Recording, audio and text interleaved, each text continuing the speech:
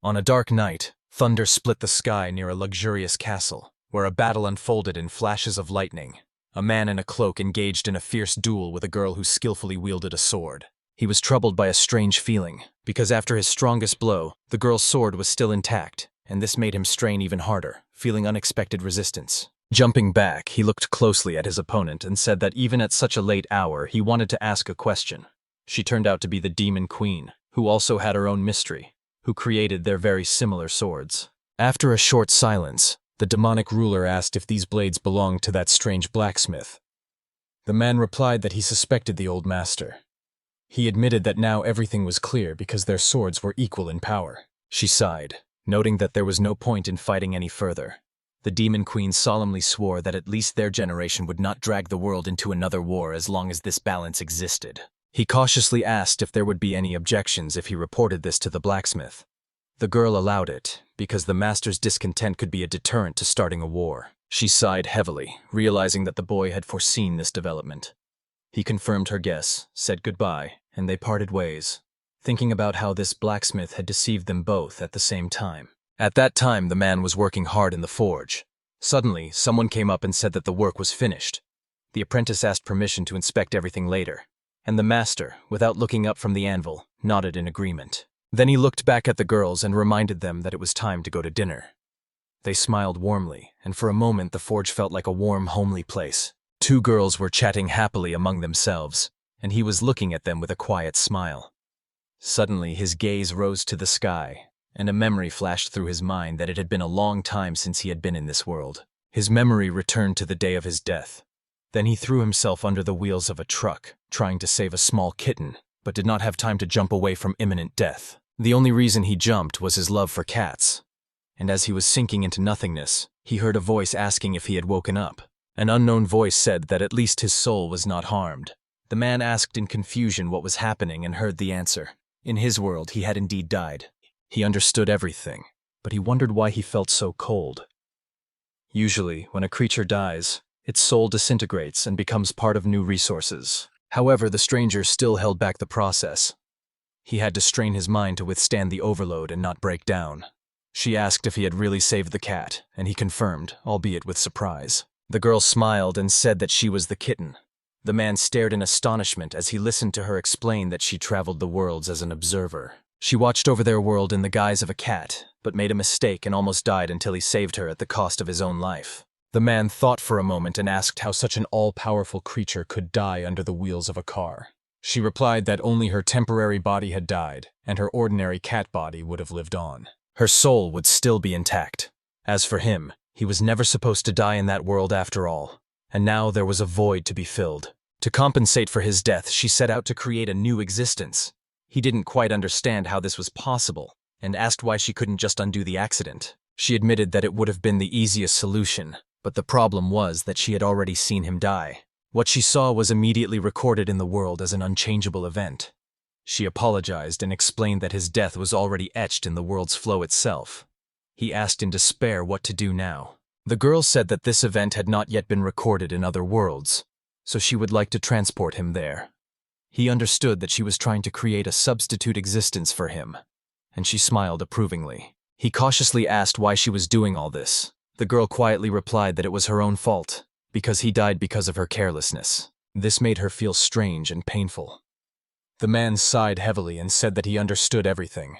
She added that she wanted to thank him and give him an advantage in the new world. He asked in surprise what she meant.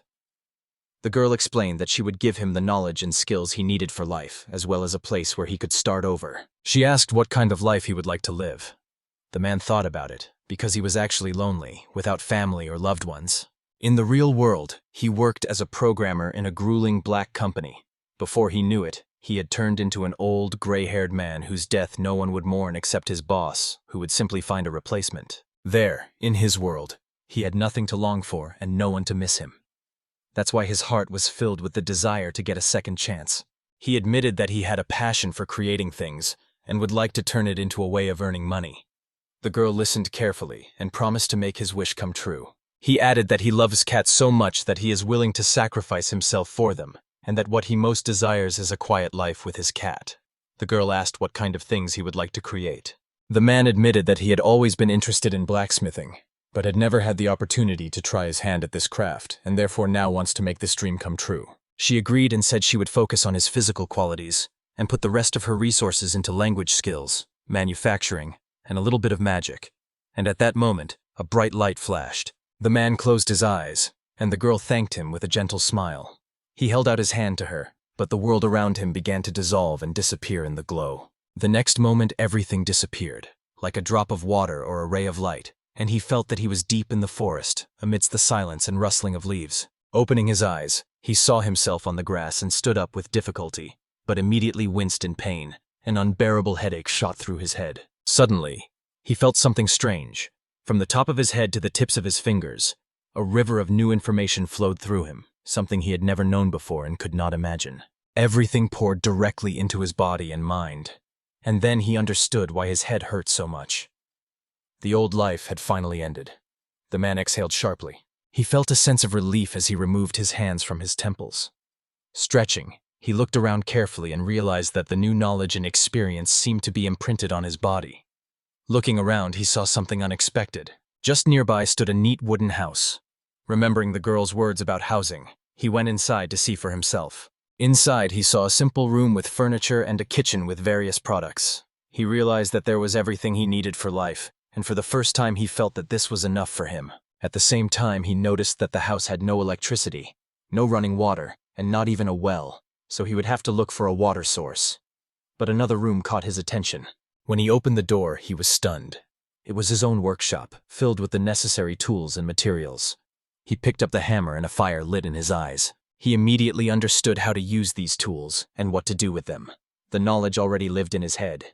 He sincerely thanked the girl for this gift. This was the priority mode. He was about to add a little magic when suddenly his stomach rumbled loudly. It was noon, so he decided to cook dinner and then explore the area for a water source. In the kitchen, he found dried meat and root vegetables. Being a hermit, he knew how to cook the simplest dishes, so all that remained was to chop and fry the products. He looked at his hand and tried to make a fire. Surprisingly, he succeeded. The flame was small, not enough for long-term use or high temperature, but it would be useful as a lighter. The meal was tasteless, but not downright terrible. The man gathered his thoughts and decided that he would first find water. He gathered the necessary tools and tied his hair, preparing to leave. Once outside, he began to carefully examine the area and leave marks on the trees. Suddenly, his gaze fell on a green squirrel, and at that moment he realized that he had truly found himself in another world. He wondered what kind of forest it was and how big it was. He didn't know if there was a village or city nearby, and what resources could be found there. It seemed to him that the land here was already cultivated by farmers. The man realized that he knew about this as well as about all the other acquired abilities. He sighed heavily when he saw herbs that looked like medicinal herbs. He thought that this was also part of the knowledge he had gained, since he had never studied anything like this before. Despite the strange feeling, he carefully gathered a few plants. His body and mind gradually became accustomed to the new world. When he stepped out into the open, he froze in amazement. The lake shone before him, only a 15-minute walk from the house. It would be a good warm-up. The water was fresh, and in his reflection he saw a young face. It made him look 30 and much lighter.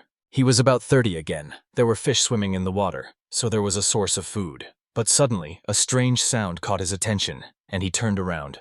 An unconscious girl lay in the bushes. He approached, hoping it wasn't a wild beast or a bear, and indeed he saw the young stranger. He touched her, quietly asking if she was okay. He suddenly turned pale. She had ears and a tail like a tiger's. He was confused, trying to figure out who she was. He realized that she would not survive unless he helped her immediately, so he lifted the girl onto his shoulders and carried her towards his house. She moaned in pain, and he said gently that he knew how hard it was for her, but asked her to hold on. He noted that she was much lighter than she looked, and carefully placed her near the entrance to the house. Quickly finding a needle and thread, he remembered that he now needed some cloth for dressings. Tearing the cloth into bandages, he prepared to sterilize the needle in boiling water. Then he picked up the girl and quietly apologized to her. He carefully removed her clothes to inspect the wounds. As he suspected, the worst cut was on her stomach. Thanks to the priority mode, he knew exactly what to do, but suddenly he inhaled in surprise. The water for the treatment was hot. He was supposed to sew up the wound with a sterilized needle and thread. The man began to work, and the girl winced in pain. He quietly apologized, promising that it would all be over very soon. He later bandaged her up and fed her warm soup. He noticed that her condition had stabilized, and even though he was only a novice in medicine, he managed to provide first aid. If there was a scar, he would only be able to ask for forgiveness. He noted with relief that the Eurybia he had collected earlier had worked well as a disinfectant and painkiller. At this time, the girl's ears suddenly twitched. He exhaled heavily, feeling tired. Now he was destined to live in this world, and it was worth preparing for the life of a blacksmith. There were many things ahead, but given the second chance, he wanted to live peacefully and not become a slave to work again. He thought that he would start work tomorrow, and for now he would just have to check on the girl from time to time. It seemed wrong to him to fall asleep, leaving her unattended, but in the end, he fell asleep, sitting by her bed. A little while later, he was awakened by a sharp cry. The girl, having regained consciousness, lifted his head with her paw. She covered herself with a blanket and kept her husband at a distance. Thus began a new chapter in his life. He looked at her hands with some fear, but he realized that she wasn't using force, and therefore wasn't trying to kill him. His gaze involuntarily fell on her stomach. He asked if everything was okay with the wound. The girl was surprised, but did not answer immediately. Finally, she said that it still hurt, but the wound seemed to be healing. The man sighed with relief and said that was wonderful news. She looked at him and asked if he had seen her body. He explained that he had to do it to properly treat the wound, and swore that he had never touched it again. She sternly questioned him if this was true, and he swore on his life. The girl was silent, then removed her hand. She said she would trust him for now. He stood up and thanked her. She sniffed him and noticed that he didn't have that smell. The man asked in surprise what she meant. She replied that her heart beat faster next to him. He breathed a sigh of relief, glad that it was not a shame, and threw her clothes, asking her to get dressed. He explained that her old clothes were covered in blood, so they had to be cut up to make bandages. She understood and accepted the explanation. The man apologized because he didn't know if the thing had any special meaning for her. The girl replied that no, they were just old rags, and quickly got dressed. She asked if the house really belonged to him. The man confirmed it. She noted that the place was quite nice and asked what he did for a living. He said blacksmithing. Then he added that he wished he could say that, but he had only really moved here yesterday. She thought he wasn't lying because he didn't smell like a liar, but it sounded strange. She remarked that she didn't remember any houses in this forest. The man explained that he had already been here yesterday when he arrived. She said she rarely visited this part of the Black Forest, and perhaps she just hadn't noticed. She called his place again, the Black Forest. The girl shared information. This area lies to the east of the forest. Usually she is in the north or west, but yesterday while resting she came across a huge bear. The man knows what happened next. She was sure that if he hadn't found her then, the beast would have torn her to pieces. Only now did the man realize how dangerous it was here. He was lucky he hadn't been attacked himself yesterday. He thought about it and clarified that it would take time for her wound to fully heal. She agreed, explaining that beastmen usually have stronger bodies than humans. But with such an injury, she would not be able to hunt or walk freely in the forest for at least 2 weeks. The man asked if she would like to stay here for a while in that case. She looked at him in surprise. He explained that he had just settled in and really needed a helper for housework and forging. In return, he guarantees her a place to stay and food until she recovers. It was a perfectly fair deal. The girl was impressed. She thought for a moment and didn't know what to say. The man, noticing this, became a little nervous, and he was even more confused by the fact that her tail was twitching nervously. Finally, the girl said that as long as he didn't smell suspicious, she would stay here until she was completely recovered, and then she would decide. He assured her that she shouldn't worry about it now. She smiled slightly and said that she would then be under his care. The man smiled back. Suddenly, he remembered that he still didn't know her name, and asked her. The girl quietly replied that her name was Samia. The man said it was a beautiful name, but she embarrassedly admitted that she didn't like it and would like something more sonorous. He jokingly asked if she would like a name like Gonzales. Samia laughed, wondering what kind of strange name that was. He felt embarrassed by her laughter and blushed. However, he added that the name was given to her by her family and it suited her perfectly. The girl suddenly blushed and thanked him. Then she asked what his name was. The man said he was Azo Tanuya. He clarified that at least that was his name before. Samia was surprised by the northern name, and also by the surname. In this world, people like him, Asians, usually live in the north. She apologized. Samia said she didn't mean to offend him. It's just that she rarely sees people with last names here. He replied that there was no need to worry. Men with surnames usually have status and their own estates, so it was strange that Izo worked in an ordinary blacksmith shop. He decided that everything would be fine if she took it that way. Samiya assumed that his past had been difficult. The man added that he would be pleased if she would simply call him by his first name. The girl immediately agreed, and he thanked her. He threw coal into the furnace, saying that this would be enough for preparation. Azo decided to start with a small knife. First, he lit a fire in the furnace. He used magic to do this. Then he maintained the temperature until the coals were glowing. He then used wind magic to supply oxygen like bellows. Since the fire wasn't too strong yet, he could easily control it himself. The forge became much hotter. Once the temperature reached 800 degrees and the steel changed color, it was time to forge. He knew exactly what to do, even when he was holding the hammer for the first time. Thanks to the priority mode, he knew immediately when the metal was ready. He raised the hammer. The next moment, he quickly struck the workpiece. Azo couldn't believe he had done it himself. The force of his blow was overwhelming. Yesterday, when he carried Samiya or the buckets of water, he didn't have that strength even at 30. Now he's much stronger. After that, he began to polish the blade with a file, and then sharpened it on a whetstone. He did this skillfully and calmly. Step by step, using the knowledge and skills he had been given, he transformed them into his own experience, and his body gradually became that of a true master, which was reflected in the perfect edge of the blade. In his hands lay a neat knife of his own making. It was his first creation. Azo didn't know what to try it for, so he picked up some root vegetables to cut them. When he applied force, the knife sliced through not only the vegetable but also the board underneath it. He didn't understand what exactly he had created, or if it was some kind of crazy joke. No knife in the house was this sharp. He assumed it was a result of the priority mode that created the blade to cut like magic. It was too dangerous. Azo decided he could use the knife for self-defense.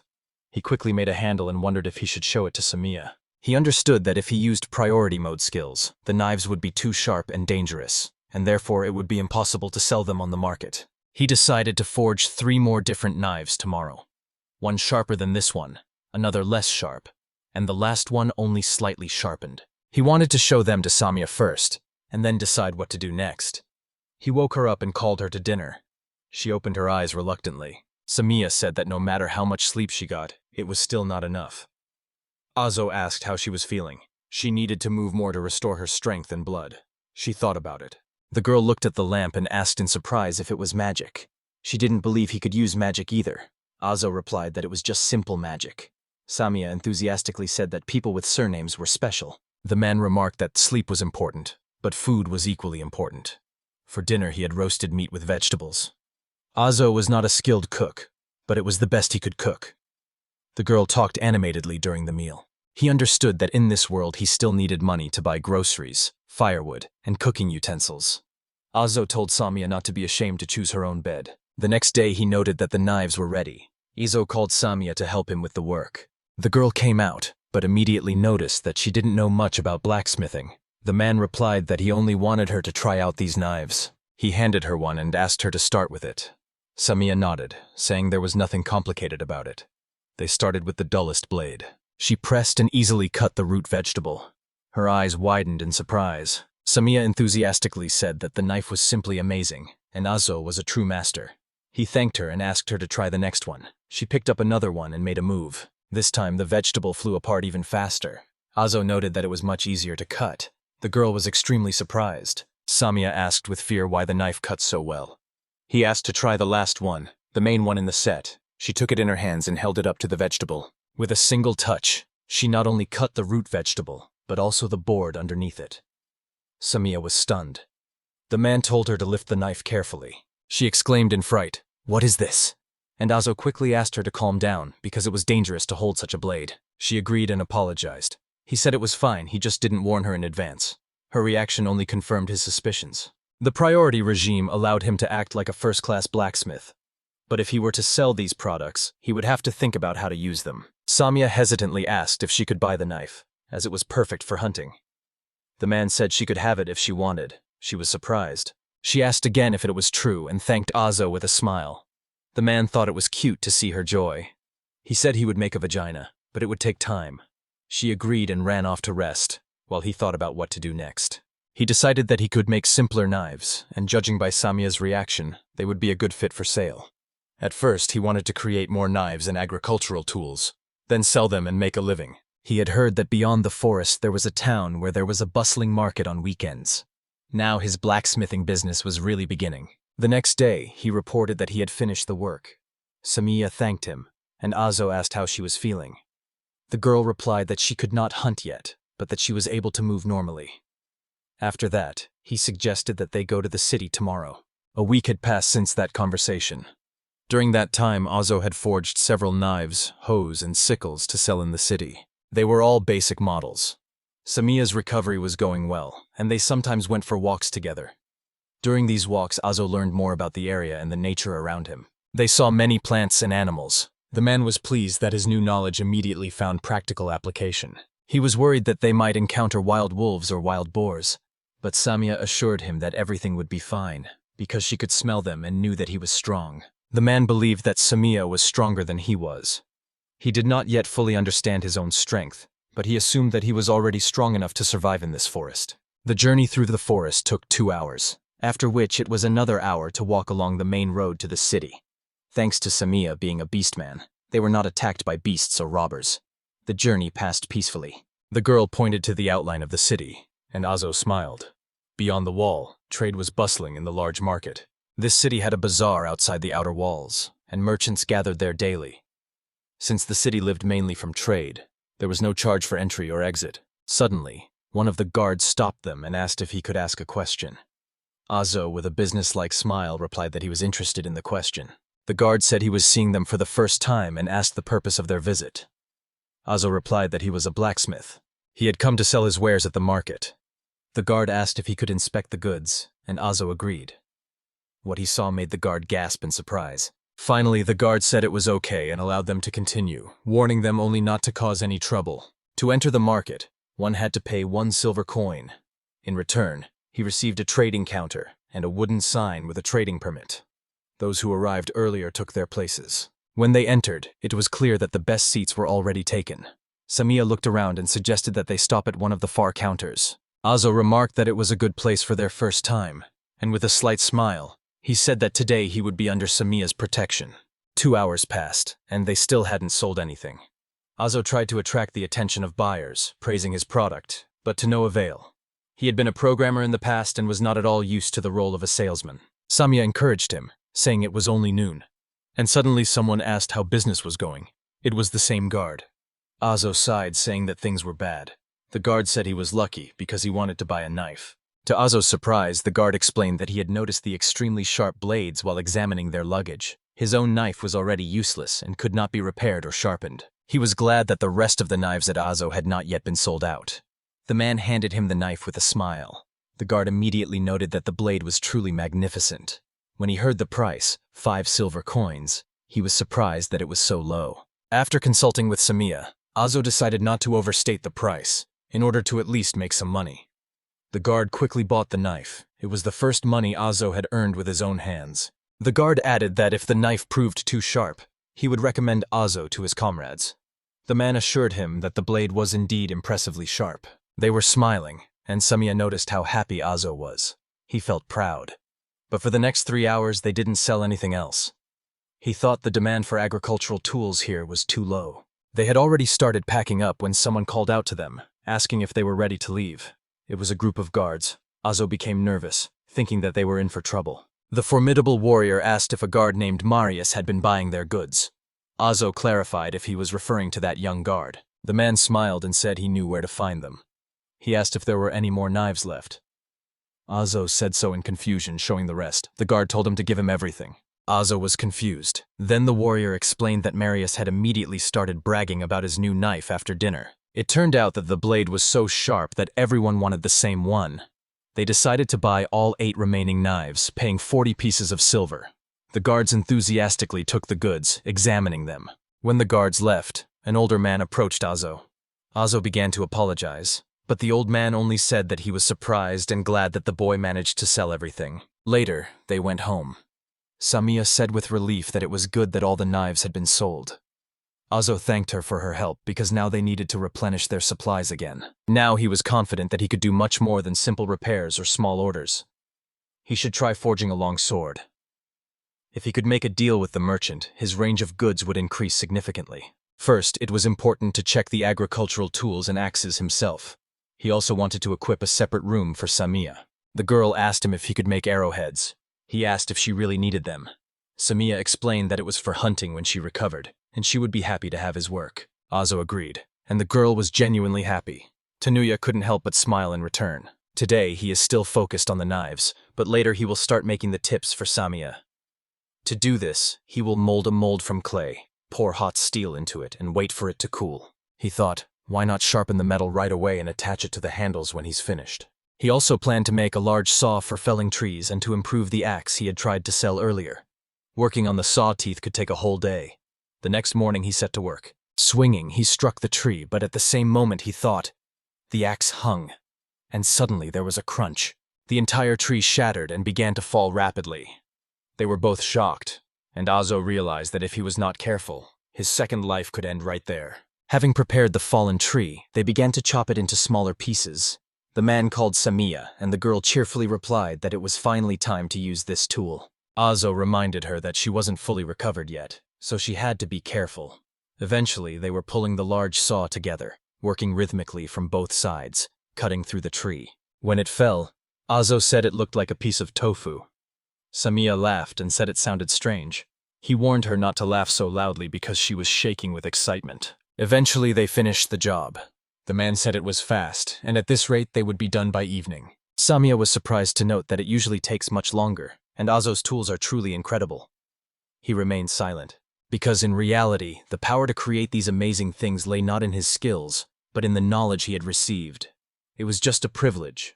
In his second life, he sought success through his own efforts, not just through his gift. However, he was also grateful for the gifts he received at the beginning.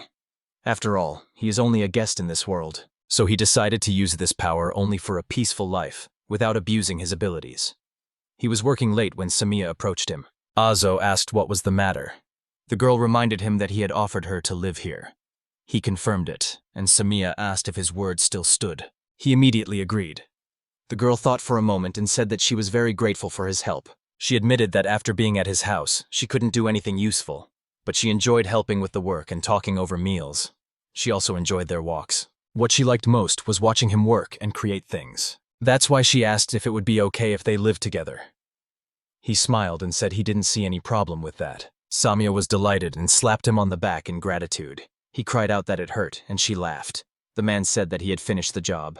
She looked at the tip with admiration. Samiya said it was wonderful, and he thanked her. Slowly but surely, Azo was finding his place in this world. The many small decisions he was making now and would make later would become the foundation of his life.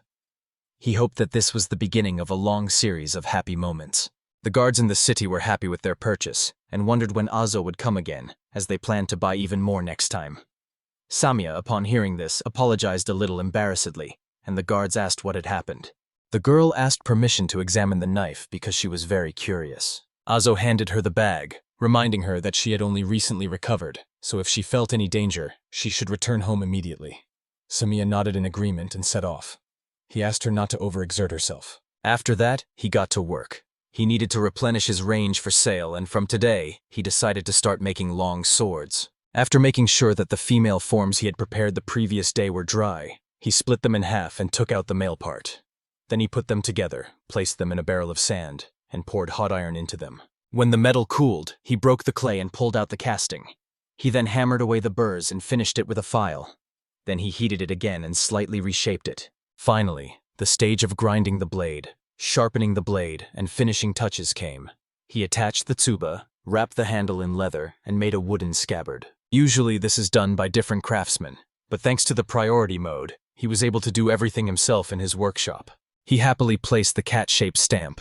It was the cute face of Dory, his favorite from his previous life on the social network. The first stage was complete. For the next few days, he planned to mass-produce ordinary models and simple knives.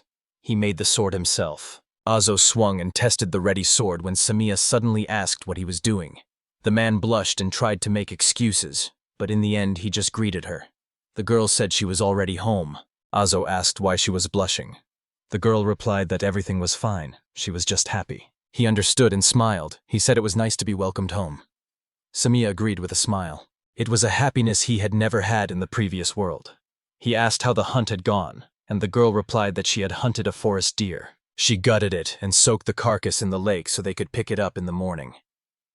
He asked about the arrows and the knife, and the girl said they were wonderful. The next morning they brought the deer home and began to take it apart.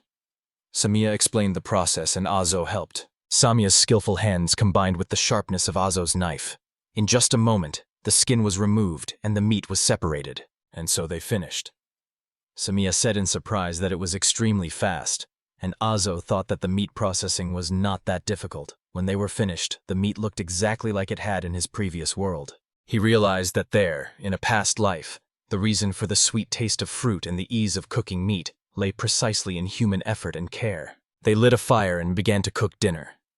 Azo asked what Samia had done with the entrails of the animal. She explained that she had left them in the forest, and that the wolves would soon come and eat them all. He only noted that indeed she had left them in the wild. They sat down to dinner. Azo said with pleasure that he had not tasted fresh meat for a long time. Samia replied that next time she would catch a bird because it was much tastier when fried. The man said with a smile that it sounded great, and he would indeed wait. Samia replied with a smile. After all, abundant nutrition is one of the most important conditions for a peaceful life. They took the leftover meat to the drying workshop. Azo had long wanted to try making jerky. The next morning, Azo spoke to Samia too formally, which she frowned at, saying it sounded nasty.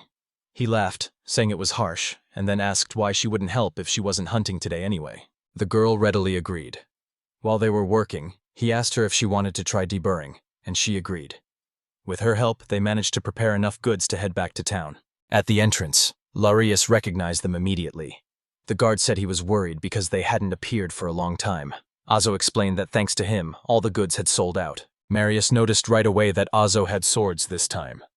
He said he might come by later to look at them. Today, their neighbor at the market was a friendly man. Azo suggested they take advantage of the time and go get some salt and wheat. Samia agreed. He laid out the goods and said that now we could just sit down and rest. The weather was wonderful. But suddenly a wealthy man came up to them and asked to examine the sword. Azo allowed it, and the stranger quickly looked everything over, after which he enthusiastically praised the work. The man announced that he would buy 4 swords at once. Azo asked in surprise if he was sure. The merchant explained that he was traveling and wanted to keep one for himself and sell the rest elsewhere. Azo thought that if their goods could be sold elsewhere, it would be a chance to expand his business. He sold the swords and thanked them. Joy filled his heart. He thought that perhaps someday, when he and Samia had saved up enough money, they would go on a trading trip together. Meanwhile, Marius brought his colleagues who also wanted to buy blades. The regular sword models were quickly sold out. There was only one left, a high-class specimen that Azo had no intention of selling. He smiled and said that that was enough trading for today, and it was time to leave. But Samia suddenly noticed something unusual. She said in surprise that she rarely saw a dwarf. Azo also thought about it. The girl explained that it was almost impossible to meet them in these parts. Previously, she had only once seen off a dwarf whom she had accidentally met in the forest. And now she resolutely headed towards the newcomer. She quickly asked Azo if he really made knives for the guards. The man confirmed it. Then the stranger asked permission to examine the products more closely. Azo agreed. She studied the blade for a long time and carefully, and then her gaze flashed. She looked at Azo and asked him to show her the best piece. The elite model was several levels higher than the regular ones. At first, Azo didn't want to show it off, deciding to give it only to a worthy buyer. He was surprised that this girl immediately sensed that there was something better. He produced a high-grade sword and allowed her to inspect it. She excused herself, picked up the weapon, and stared at the blade. Azo also noticed that her hands were quite large for her build. They were silent for a moment. The girl turned the sword in different directions, examining it carefully, while Samia and Azo watched awkwardly from the side. A lot of time passed, and she was still learning the weapon. Meanwhile, Azo served new customers, but the stranger did not take her eyes off the sword. He was feeling embarrassed. Finally, she lowered the blade and thanked him sincerely, carefully returning it. Azo looked at her in confusion. The girl quickly said that she had one request. She bent down and touched the ground with her hands. She bowed low and asked Azo to take her as a disciple. The man was stunned to see her kneel down. Already at the market itself, the girl introduced herself. Her name is Moritz, and she is very happy to meet you. People couldn't help but notice the dwarf kneeling in the middle of the street. Azo decided to talk to her first so as not to drag Samia into the crowd. The girl listened to the name with surprise. Reich explained that Moritz is not a surname, but the name of a forge. Among dwarves, several families unite to create a workshop, and the children of such families take its name. So her name was Reich from Moritz's workshop. Azo also gave his name. The girl asked if they were from the north. Azo answered in the affirmative and explained that due to circumstances he had settled in the Black Forest and worked there as a blacksmith. She noted this and added that she was curious because she had never seen a blacksmith capable of creating such products. Azo asked why she wanted to become his apprentice. Reich explained that dwarves begin their training at a certain age. She and her brothers left the forge to seek teachers, and now she travels to different places in search of a mentor. Dwarves usually seek out good workshops, become apprentices there, and then return to their own forge, bringing new knowledge and techniques with them. Afterward, they often visit the workshops where they studied. That's how the gnomes live. Azo asked if they were worried about the secrets of their craft leaking out. Reich explained that it was a great honor for the workshop to have a gnome apprentice, and for the gnome himself, it was an opportunity to grow and give back the skills he had learned. She said that a few days ago in this city she saw a knife in the hands of one of the guards, the very ones that Azo had forged. Since he did not work in the city, but on the free market, Reich decided to let the brothers go on, and she herself remained to wait for his return. Azo asked if this meant her brothers had already found a teacher. Reich replied that they had gone to the forge, which they were supposed to go to first, and now, if he refused her, she would have to find another one herself. Azo realized that it was very dangerous for a young girl to travel alone. Samiya remained silent, so he agreed to teach Reich, but he set 4 conditions. The girl listened attentively. First, he didn't like her willingness to sacrifice herself, so she had no right to do so anymore. Second, their house was running out of space, so they would have to build an extension. Thirdly, considering this, she had to help not only with the blacksmithing, but also with all other things. Reich immediately agreed. There was one last condition left. He said he didn't want any formalities. He would simply call her Reich, and she would call him Azo. The girl replied, embarrassed, that she couldn't. Azo was surprised. Reich explained that she was a student and had to respect her master. Samiya laughed out loud. So they agreed. In the evening they went home, and Azo, coming up, showed them the house and the forge. Reich was delighted. When they entered, Azo asked how her legs felt, as it must have been difficult for her to walk with all that luggage. The girl confidently replied that she was strong, and that walking was easier than he thought. Azo said that she could pack her things and wash her hands. Then he thanked Samiya because he noticed that she was very worried about Reich, and therefore chose the safest route. The girl was surprised that he noticed this. Azo thought she looked cute in her genuine joy. Later, everyone gathered for dinner.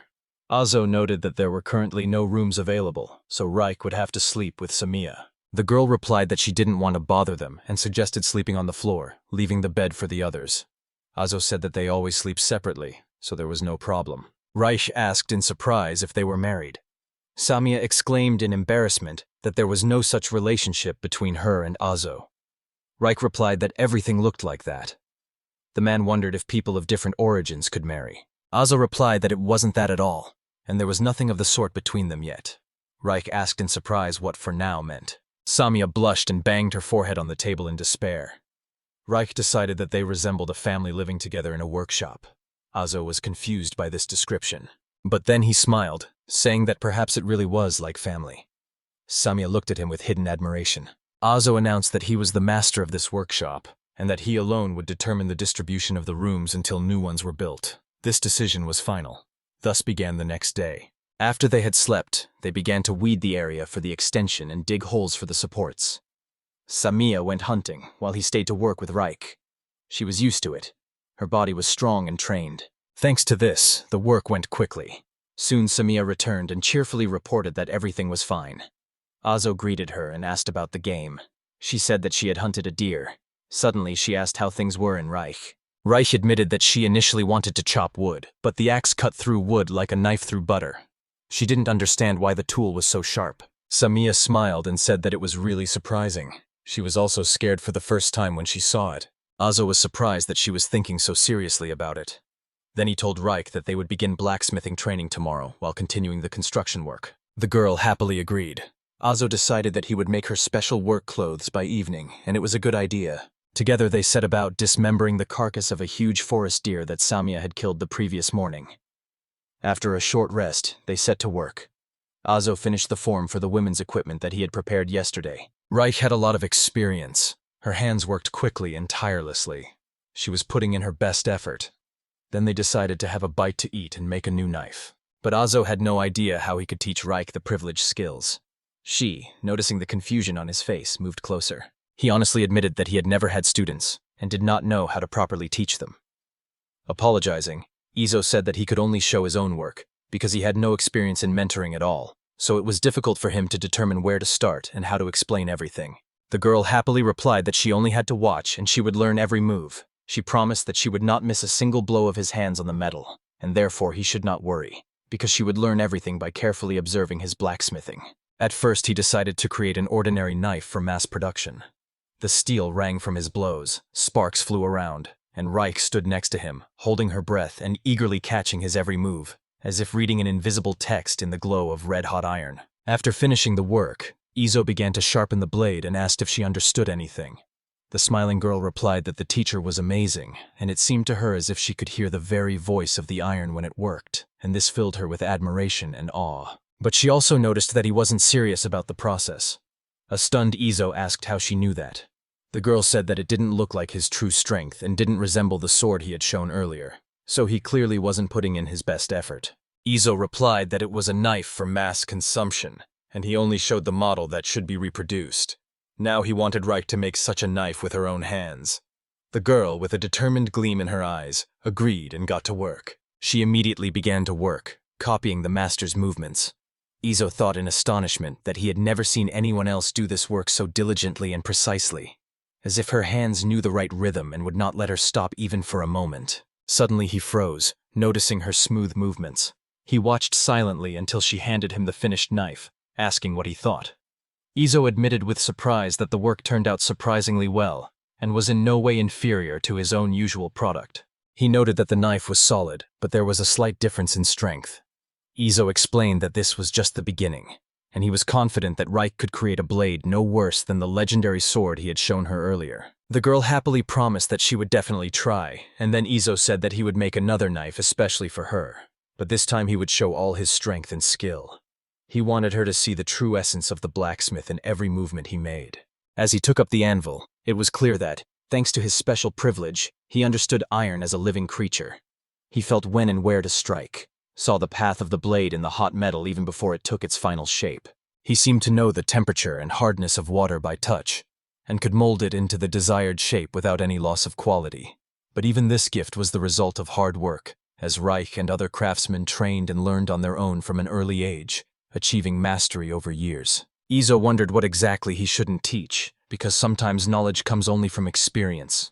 But even if it couldn't be explained in words, at least she could follow his movements and find her own path in the craft. Later, the man finished his work and thanked the girl for her patience. She picked up the finished knife and shuddered sharply from surprise. Her eyes showed genuine shock, because she felt how different this blade was from ordinary ones.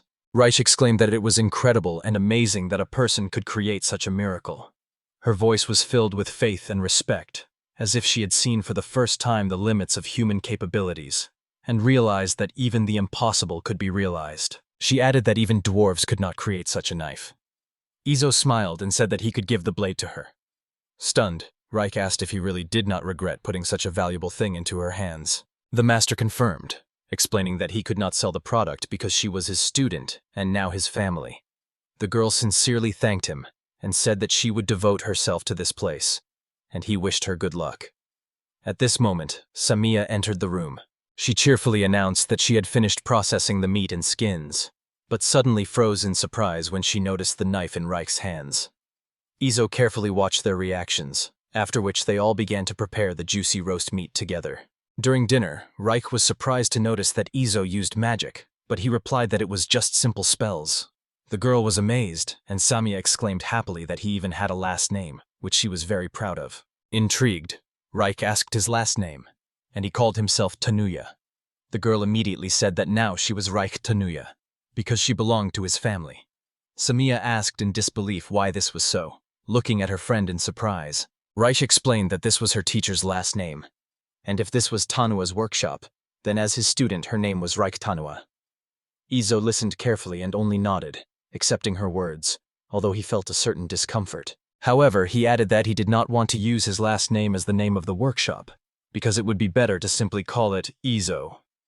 The girl immediately corrected herself and proudly declared that she was then Reich Izo, recognizing this house as her own. The master was a little embarrassed, thinking that even if it was the custom among dwarves, it was still awkward to call herself by his name. But suddenly Samiya was indignant, exclaiming that it was unfair, and then she would take his last name too. Izo was confused and did not know what to say to such childish stubbornness. Samiya slyly asked if she could call herself Samiya Tanua, or Samiya Izo, as if testing his patience and looking him straight in the eye. He remembered that he had invited her to live here himself, and that was why he had agreed. After all, now they were a real family, no matter how strange it might seem from the outside. And it was this simple agreement that made all three of them truly happy. Lying there that night, Izo thought he was just a guest in this world and never planned to leave anything significant behind, but now his life had a different meaning, a sense of home and responsibility for those around him. He wondered if Reich was capable of doing such things. Then her abilities were much more serious than they seemed. Perhaps in this world, her talent would be the miracle he had not seen even in his own past reality. After all, creating a blade with such sharpness would have been impossible in his former world. Izo wondered what power his unique ability could bring here, and what lay ahead for him and his new family. In addition to Samiya, Reich has now become part of the family as an apprentice. Thanks to her diligence in her work and Samiya's willingness to always help, Izo has had more time to focus on the true art of blacksmithing. The production efficiency of their workshop increased significantly. Once a week they went to the market to sell their products, and each time Izo saw familiar faces there, realizing that his small business was gradually gaining recognition. Marius said that in recent days many people have been interested in Izo's products and asked who makes them. The man thanked the guards for such free advertising, which spreads his name among people. The old man added that he would come back later to do some shopping. They had knives, long swords, and spearheads, and each piece was of the highest quality and meticulous craftsmanship. First of all, the regular series for mass use is sold. The price is set so that even a simple housewife can purchase a knife, and it is popular due to its sharpness. Mid-level models are purchased by those who know about higher quality blades. The price is affordable, but with wholesale deliveries to places where craftsmen gather, the price can be raised. The last series is hidden from ordinary buyers. Izo decided to sell it only to those who are truly worthy of such things. This is the highest class of his skill. These are the blades that Izo puts all the power of his privilege into. Their quality is extraordinary. It is even dangerous to put them up for sale. But without this, they will not become official merchandise. And this embarrasses the master. Eventually, all the products were sold out. Samiya assumed that their buyers were spreading good reviews. Reich reminded her that it was time to replenish the ore reserves. She asked if he had a regular supplier for his home and workshop. They had everything they needed, but their supplies were dwindling. Izo decided to ask about it, but suddenly they were called. The man heard that they had already packed their things, so he hurried here without wasting time. Izo thought he had arrived in time. Their success was made possible by the man's generosity. The goods were being sold out, and he asked for more to be made. If Izo had known, he would have forged for 10 more nights in a row. The man noted that Izo was extremely hardworking. In response, he said that he dreamed of seeing silver as he forged iron day after day. The stranger replied that this was exactly what he wanted. He wanted to open a store in the city that would be more than just a store. Izo sincerely congratulated him on this idea. He explained that he had dealt with many people in the past and had made connections. Now he wants to create a shop that will only sell the best. Unlike the bazaar, there are no boundaries here. Izo listened carefully. The man asked if he would allow the blacksmith's products and weapons to be sold in the shop. He even asked if the blacksmith was really sure about this decision. After all, the quality of Izo's blades was already known. The man doubted whether he had used them, but he saw that staying in this city alone was not enough. More and more people looked at Izo's products with respect and wanted to know the master. Izo asked if he had a wholesale supplier, and upon hearing the agreement, agreed that things would go well then. The stranger introduced himself as Camilo and was happy to meet him. Izo also introduced himself, establishing a new connection. Camilo noted that with such skills, Izo could live anywhere. However, he assured that there was nothing he could do anyway, since he was accompanied by beastmen and a dwarf. He clarified that bulk deliveries would be made once a week, and that any changes would be announced in advance. Camilo agreed to these terms. Suddenly, Izo asked for a favor. He was running out of coal, ore, and other materials, and he was looking for help. Camilo replied that he could get everything and buy it back. Izo said that Camilo was saving them. Camilo replied that he would deduct the costs from the value of the products sold, and that would be fair. Izo soon found a place to buy the raw materials. The store was scheduled to open the following week, and he was to deliver the goods at the same time. A week later, they arrived at the store. The building was huge, and everyone was amazed. Izo went inside and honestly thought it was a real miracle. His wares were displayed in the windows. Samiya remarked that it didn't even look like it was for sale in its present form. Izo agreed. Camilo noticed them and called them upstairs to talk. This time Izo brought a knife, a sword, and a few other things. He asked how much he needed. The man replied, "Everything." The products were selling well. Izo asked if Camilo was a well-known merchant. He confirmed that he has a huge selection of products because he sells to everyone. That's why he expanded the store, making it bigger. Camilo wondered what Izo would do if someone asked him to make a special sword. Izo guessed that the person wanted to know who it was being sold to, but they wouldn't start work without an order. Camilo asked directly if Izo would refuse. The master explained that he wanted to choose for himself who to give his best blades to. Camilo suggested checking the identity and sword skills to make sure the master was confident. He added that the buyer would receive a reward if they could get to the workshop on their own. After all, the only way to get to it is through a forest full of wolves. And if the customer is able to walk this path, then he truly has the necessary skills and is worthy of the sword. He said he would let Camilo judge the character of the people, and then he would tell them where they were if he decided the buyer was trustworthy. Agreeing, Izo turned to the girls and asked if they didn't mind. Both replied that they did not object. Izo asked if they had received the materials yet. It turned out that there were indeed a lot of things, and Camilo called them to follow him. He led them to a huge warehouse, showing them mountains of goods. Izo estimated that this would be enough for a long time, and immediately asked about the cost of all the supplies. Camilo explained that he could supply materials on a regular basis. When Izo heard the price, he was surprised, because it was 4 times lower than the wholesale price, too profitable. But Camilo assured him that it was not scary. Izo thanked him, but noted that it was impossible to carry all this by hand. He asked if Camilo had a wheelchair, but he said no. Then the man remembered the old cart he was going to throw away. After a little repair, it would be usable. Izo asked about the price and heard that he was willing to give it away for free. Izo was surprised and asked why Camilo was so generous. Camilo only said that he saw him as a supplier with a great future. He explained that it was important to have a craftsman who could provide quality goods at a reasonable price. Izo just nodded and realized that he should be grateful. On the way home, he thanked Camilo for his support.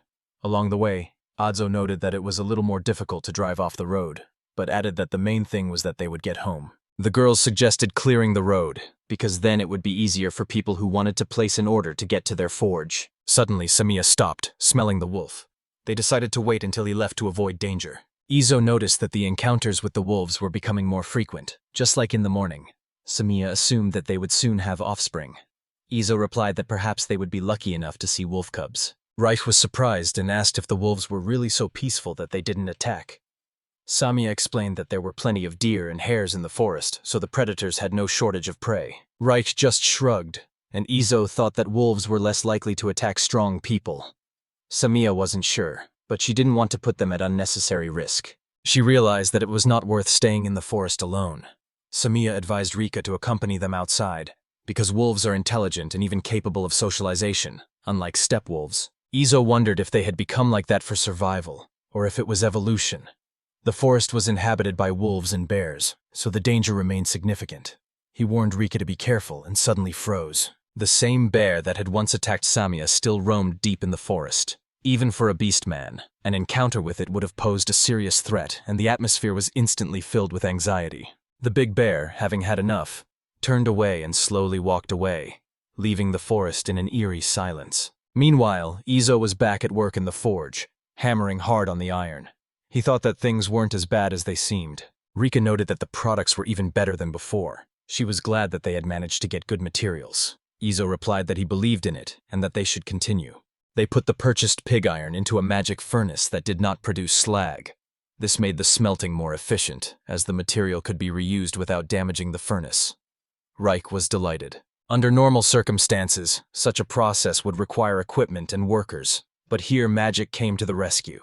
Reich felt sorry for the ordinary artisans, but was glad to be able to work in the forest. A few days passed and everything went as planned. This week, Izo decided to focus on building the house. Samiya came and asked if he was finished, and then invited him to come with her. He went in and saw that the roof was already finished. He thanked Reich for the work he had done, but she replied that there was nothing difficult about it. Izo apologized for not helping them sooner. The girls worked on the extension while he was at the blacksmith shop. Izo remarked that they had done a great job and suggested that they had had a hard time. Reich just smiled and said that their strength was superior to that of a human. They assured him that he could count on them, and Izo thanked them sincerely. He had already conveyed Camilo's request to purchase Bedlin and was to receive it later. All that was left was to make the doors and furniture. Reich was surprised when she heard about the doors. Izo didn't understand her reaction, so she explained that even in aristocratic homes, doors were only put up for guests or the owner. Samia confessed that she had never lived in a regular house, so she was unaware of such customs. Izo wondered if his thoughts really did sound like he was from another world. He explained that he needed a door, and everyone in his house would have one. Then Samia asked if he planned to go to the city in the coming days. Izo replied that he would stay here. Reich asked what he would do. Izo suddenly realized that since he came into this world, he had never truly rested. Stability was more important to him than anything else, so he worked as hard as he could. The store's business was doing well, profits were growing, and he finally had enough free money to take his time. He decided to take a break and rest a bit. During the walk, Samia asked him what he thought about it. Izo felt that a little break would really do him good. He stopped and said that the river looked surprisingly attractive. They decided to stay there, as it was only an hour's walk from home, so they could spend some time in peace. He dreamed of a leisurely life, a long vacation where he could do only what he wanted. So he decided to try fishing, enjoying the peace of nature and the feeling of freedom. Using thread from home and a bent nail as a hook, he made his own fishing rod and found bait under the rocks. It was simple, but that was the magic of the moment. He expected the girls to be scared or react strangely, but they remained calm. Soon they were all fishing together, enjoying a quiet and peaceful vacation. Izo thought that this day was truly beautiful. Looking at their smiles, he felt his life getting better, although deep down he remained a workaholic, accustomed to working all the time. He couldn't remember the last time he had rested so peacefully.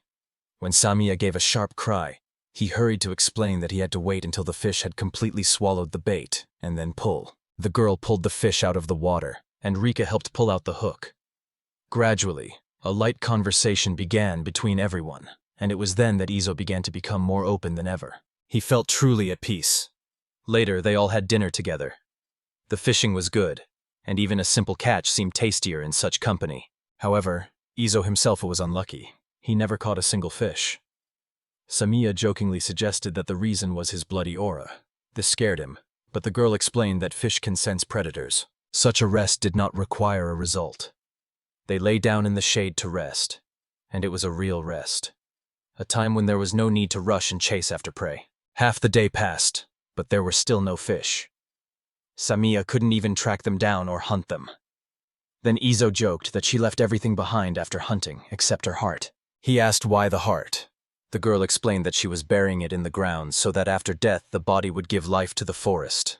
The heart symbolizes the soul, so it should not be thrown away, and the remains are eaten by wolves, who wait nearby.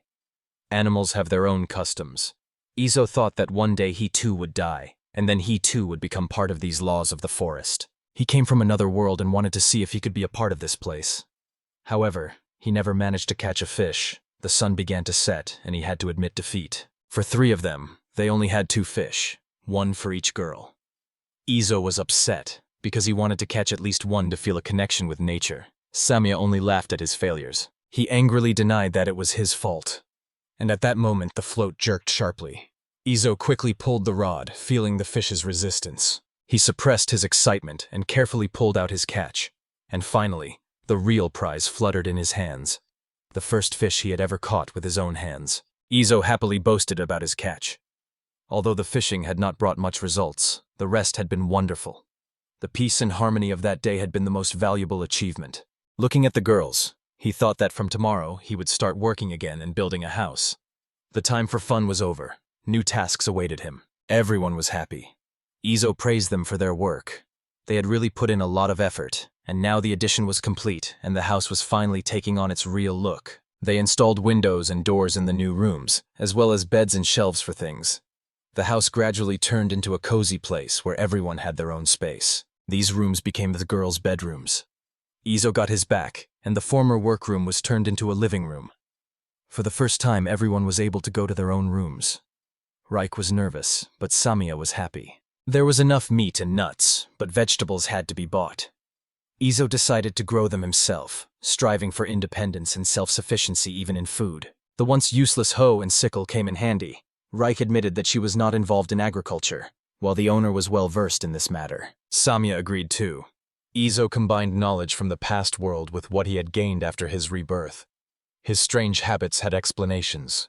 There were many things he himself had not known before. That night, he went to sleep in a real bed for the first time in a long time. He had previously slept at his desk, and now he hated his old office habit, which was hard to break. But the peace was broken by a rustling in the forest. Samia froze, and Izo asked warily what had happened. The girl replied that someone was approaching them, and his heart sank in his chest. There was a knock on the door. A woman's voice said loudly that she had come from Camilo and wanted the sword. Izo noted how strong the voice was. He carefully opened the door. Izo greeted the guest. The girl asked if he was the craftsman whose products Camilo sells in the shop. Her name was Helen. Izo introduced himself, sensing her noisy. He led her into the house as the first visitor. The girls greeted her. The man asked if she had come alone, and Helen confirmed that she had. Ezo asked if wolves had attacked, but they hadn't. She had a hard time finding the house, but she noticed the smoke and went to it. Ezra realized that she was so strong that the wolves stayed away. The girl praised their place. The condition was to walk through the forest alone and reach the workshop, and she did. Izo said he would forge a weapon for her. He asked what kind. She pulled out her knives and confessed that she was a mercenary. She was used to them, but needed stronger weapons. Blades can't always be maintained on the battlefield, but her life depends on her weapons. They were 2 daggers. They are all scratched from constant use. Izo created weapons designed for real battles. If someone took the sword he created, the enemy would fall regardless of strength. His creations always brought suffering. Izo could not ignore this, although he did not want to get used to it. He remained sensitive and did not want to become indifferent. He noted that the blades were good, and that the blacksmith who had forged them had skilled hands. With Helen's permission, he showed them to Rick. The girl also confirmed that the master was skilled, and Helen did the right thing by turning to him. Helen agreed because even the dwarf admitted it. The man asked her exactly how she used the weapon. She asked him what he meant. Izo wanted to know how swords worked in real combat, at the very moment of impact. The girl said it was hard to explain in words, so it was better to show them. She stood up and began to demonstrate her technique. Izo noted her speed. He realized that she used one dagger for balance, and the other for striking. Helen said that it was difficult without an opponent and suggested that Izo become her opponent. The man replied that it was better for her to train with Samia, as she was more experienced. But Helen insisted that he looked stronger. Samia remained silent, not objecting. Izo thought that in this world he had no combat experience, but his body remembered the movements and strength. Samia confirmed that Izo was strong. He agreed. Izo decided that this was just a demonstration, and she wouldn't go into full force. He asked not to hit hard, but Helen immediately attacked in earnest. Izo quickly parried the blow and began to defend himself. Helen was lightning fast. It was hard for him to keep up. She moved like a flash, and suddenly, as if tripping, she praised his skill. The man wanted a break, because he knew that a moment of relaxation would tear him apart. It was hard to dodge all the time. He could barely keep up with her attacks. Izo froze, wondering if she was really joking. When they were tired, he was glad he had survived. Helen said he was strong. He asked if he should have just watched her move. She admitted that she had planned a few blows and that was it. She is called the lightning sword because few can match her speed. She admitted that she got carried away and apologized. He said he understood her style better now. He promised to finish the blades in 2 days and asked her to come on the 3rd. She asked if it was time to go back. Ezo asked what she was planning. The girl said she wanted to continue the fight. Izo replied that he wouldn't be able to forge weapons then. She understood and asked to show him the process of making them. Izo was confused, then explained that it would last 3 days. Helen said she would stay here, and the man hesitated. He remembered that he had already furnished the guest room. He looked at the girls and said that there was no other way out. Helen happily thanked him and even slapped him on the back. Thus, Ozil's workshop received its first customer. After meeting with Helen, Izo decided to finish the rest of the day's work as quickly as possible. Samia approached him and said she had already finished everything. The man turned around and ordered them to leave the blanks in that corner. The girl smiled and added that she would then tidy up and trim her arrowheads. Izo smiled back and addressed her by name. Samia turned and asked what had happened. He said that she was getting better and better every time. Immediately afterwards, he thanked her sincerely, and the girl, blushing with joy, beamed. Happy Samia returned to work. On days when they weren't hunting, She helped Izo in the forge, casting and polishing parts, and he could see that she enjoyed the job. As he continued to work, Izo thought that perhaps one day he would allow her to pick up a heavy hammer for the first time and try her hand at real blacksmithing. Meanwhile, Helen closely followed Izo's every movement, never taking her eyes off even the slightest blow to the metal. Eventually, the man took a break and called everyone in the house, saying it was time for dinner. Helen, Samia, and Reich happily joined in. At the table, Helen confessed that she had been surprised to see a huge deer on the way.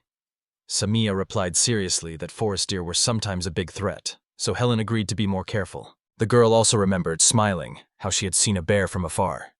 Hearing these words, Samia and Izo instantly froze, and Helen, as if sensing something, unconsciously touched her stomach. Izo asked if the animal was still around. Helen was surprised to find out why he was so concerned. Then the man explained that it was the bear that attacked Samia, and she almost died then, until he saved her. Helen replied seriously that she understood his anxiety, but still added that she would have been able to defeat the beast if her weapons had been in perfect condition. Izo sternly said that one should not act recklessly because even for the beast woman Samia, who was accustomed to the forest, this beast was deadly dangerous. He added that in case of disaster, they would hardly be able to find Helen in the depths of the forest. The girl was surprised, but, smiling, agreed with his words. Left alone, Izo slapped himself, reminding himself that this was his first real order at the forge. He decided to put his heart and soul into the work. He took out the metal ingots and lit the furnace.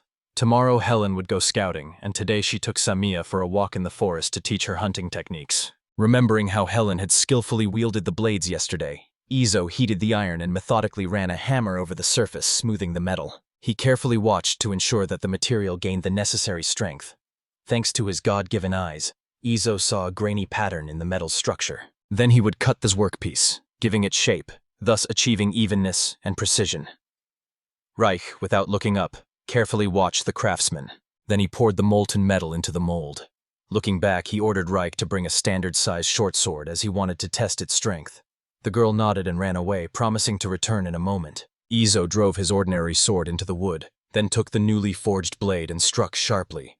The blade sliced through the sword, splitting it in half, though it lingered in the split for a moment. Izo sighed in relief and said that the strength was excellent. Reich looked at him in admiration and noted that there was not a single scratch left on the blade. He looked at the broken sword and said that it would be impossible to sell it now. Reich asked in surprise what he meant. The girl suggested that simply resharpening the blade would restore its shape, but Izo explained that the quality would suffer significantly, and he didn't want to sell something he had already used like that. He said it would be better to melt it down and use it later for his own needs in the workshop. Reich, frowning slightly, remarked that her mentor was being too stubborn. Izo laughed and agreed. The girl laughed, mentally admitting that her master was stubborn, but at the same time honest and straightforward. His seriousness was undeniable. Despite being given immense power, Izo worked as diligently and attentively as possible. He felt that he was getting closer to the goal he had once so desired. This filled him with joy. After long hours of painstaking work, he finally left his own mark on the hilt. Wiping the sweat from his brow, he raised the sword and said with satisfaction that the first one was ready. Reich folded her hands in delight and begged if she could take a closer look at the sword. Izo agreed, and the girl immediately carefully picked up the blade. She looked at every detail carefully, her cheeks turning red with delight. Izo noticed that she hadn't missed a single detail and asked what she thought of the work. Reich, frozen with a sword in her hands, said that such a result could not be achieved solely through talent. She apologized for bringing up his past, but she sincerely believed that his departure, for whatever reason, was a great loss to the entire North. Izo was a little taken aback by such sincere praise. Reich confidently confirmed that this was the case. At that moment, the man realized that she was serious. He thought that she was right because this was really not a simple talent. Sometimes he tries to use his power to its full potential, with a clear purpose. This time he made the steel much stronger, although it would no longer be able to cut a stone in half as it used to be. But if the main emphasis were on sharpness, then it would be quite possible. It is a power beyond the limits of ordinary weapons. He wondered what would happen if it were made of something other than simple iron. He realized that he could forge a blade that was both sharp and extremely strong. The idea seemed feasible, and his hands were capable of it. But he also understood that the slightest carelessness in such a matter could change the fate of the owner. After all, in the wrong hands, such a weapon could become a much more terrible threat than a blessing. Izo was not at all prepared to take on such a responsibility. Reich looked at her anxiously and asked if she had upset the master. The man replied that he had not. He was simply lost in thought. Reich blushed and looked at him a little confused. Izo decided there was no point in worrying about events that hadn't even happened yet. He suggested that the girl finish the work for today, and she agreed. He himself thought that it was worth thinking about such things only when receiving a new order, although at least he was happy that Reich had become his student. If he could create things that people found valuable, then everything was going in the right direction. Suddenly, Samia and Helen entered the room, full of joy, having returned with full baskets. They brought many herbs suitable for healing, with various sour and sweet shades. Suddenly, Samia hesitantly called out to Izo and said that she had heard the alarming sounds of wolves today. She was certain that it was then that Helen had seen the big black bear. Izo noted her words. The girl looked tense. The man calmly said that he understood everything, and still suggested that they sit down for dinner. He smiled, and Samia returned the same smile. A slight silence fell in the room. Izo thought about how he didn't want to put Samia and Reich in danger at all, and that he had to be careful himself. The next day he went back to his blacksmithing. It was the second day of work on the order, and this time Helen was watching the process. Looking at the work, the girl said in surprise that everything looked surprisingly simple. Reich proudly replied that it was only thanks to the master, his incredible speed and quality of work. Helen wondered if Reich would ever be able to do it again. The girl admitted that she didn't know if she would be able to catch up with the master, even after a lifetime of training. Helen found it hard to believe that it would take so many years. Izo was pleased to hear such words, but at the same time painful, for he knew that his gift was a blessing from Magathis, not his own merit. Looking at Helen, he thought about her nickname, then smiled proudly and announced that both swords were ready. Helen happily said that she wanted to try them out right away, but Izo stopped her. He said that it was too late, and it would be better to leave it until tomorrow. The girl looked up in surprise. He apologized, explaining that she would have to wait a little longer anyway. Although she wanted to object, she finally had to agree. Everyone decided to rest, and Izo invited them to the table. Samia said with delight that it was incredibly delicious. Izo replied, embarrassed, that she was exaggerating. Helen asked if these were raspberries that had been picked yesterday, because she had not known that they could be used in this way. Reich added that even her parents rarely cooked like this. Izo said that he completed his first custom order today, and that's why they're celebrating. Samia sincerely understood him and congratulated him. Reich also happily expressed her congratulations. The man thanked the girls, noting that they had also helped him in this matter. Helen was no less happy and also congratulated him. Izo replied that she was the one who placed the order, and therefore, thanks to her, they could rejoice together. The girls smiled. After that, the man said that it was time to eat, before the dish got cold. The next day, Helen picked up the sword and said it fit perfectly in her hand. She was so excited that she couldn't sleep the night before. Izo asked her to try out both blades. Helen swung her sword skillfully, practicing various techniques. There was agility and grace in every movement. All the observers were delighted. Helen exhaled and said that it was simply wonderful. After that, she put her swords on the ground and suddenly started running, which surprised Izo quite a bit. The girl hugged him tightly, saying that she was so glad that she had turned to him then. Izo replied that it was good, and he was glad too. But the next moment he shouted that her embrace was too strong and hurt. He coughed heavily, jokingly adding that he had tested the swords for strength, and if something happened, he could always fix them. She said she could go to Camilo's or stay here, and Helen agreed, but then she brought up the issue of money. Izo replied that she could pay whatever she wanted. The girl panicked and confessed that she didn't know the market prices. Izo calmly assured her that he would be happy with any amount she deemed fair. Helen, confused, pulled out her wallet and offered him 2 gold and 1 silver.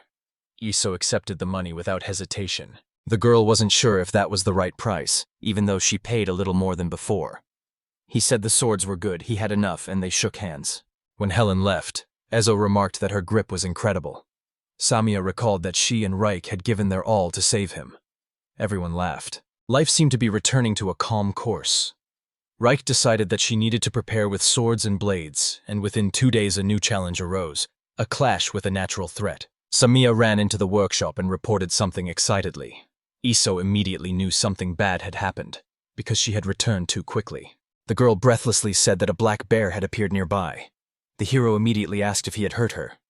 Samia replied that she had escaped in time. She added that the beast could have followed her because it had a good sense of smell. Izo sighed with relief, but at the same time wondered what to do next. He realized that the bear had come too close, and if the girls met him on the way, Their chances of survival were almost nil. Then he went outside, took the spear he had made himself, and decided to eliminate the threat. Samia looked up in surprise, not expecting such a decision. The hero asked to lock the doors to the workshop and the house, but Samia unexpectedly announced that she would go with him. He refused, admitting that he was not confident in his ability to protect her. Iso clarified that he had no doubt about her skill as an archer, but that this battle was best left to him alone. He asked her to stay. He remembered the fight with Helen, when his body had reacted to danger. Now, although he had avoided fighting the bear, he felt capable of winning. Samia asked him to return alive. Reich also told him to definitely return. Iso replied that he would not abandon his family, promising to return unharmed. After that, he went out into the forest, and the girls locked the door and began to pray for him. Samia, seeing Reich's folded hands, also bowed her head. The hero walked through the forest, and the weather deteriorated. The wind picked up and the rain began. Iso moved to where he felt the threat. He had previously trusted Samia to look for dangers, but now his own senses were sounding the alarm, for the black bear was extremely dangerous. The rain drowned out smells and sounds, and the hero decided that this was to his advantage. It would be harder for the beast to find him. Iso suddenly smiled, remembering something important. In a past life he had given his life saving a cat, and now he was going to kill a bear. His body had changed, but his soul, ready to sacrifice, remained the same. But now things were different, for he had those to protect. He remembered Samia and Reich, feeling the true meaning of his power. He thought about how he had once worked in the dark, alone, without loved ones. And now he had family and friends who appreciated his creations. The hero ordered himself to gather himself and moved forward. Finally, he encountered a black bear and raised his spear, preparing for a deadly battle. The beast reared up on its hind legs, looking even larger, and growled so that the forest trembled. Iso sensed how huge the opponent before him was. He mumbled an apology, explaining that he had no personal grudge, but the bear charged at him. The hero realized that he was incredibly fast despite his size. One touch of his paw could have solved everything. Iso dodged, leaped aside, and struck with his spear. But the wound was too shallow. Fear gripped him. The bear roared in pain and became even more furious. Iso did not have time to defend himself and received a powerful blow that threw him back. He crashed into a tree trunk, hitting his back. This fueled his rage, and he decided he had no right to die here. He swore to protect the life he had won in this world. So, gripping his spear, he launched a new attack, causing the bear to growl even louder. Iso thought he wanted to live and fight for his home, and he thrust his spear into the beast's head. The bear's body fell, and he said with a hoarse voice that he had won. Iso saw that the beast was no longer moving or breathing, so he knew he had killed it.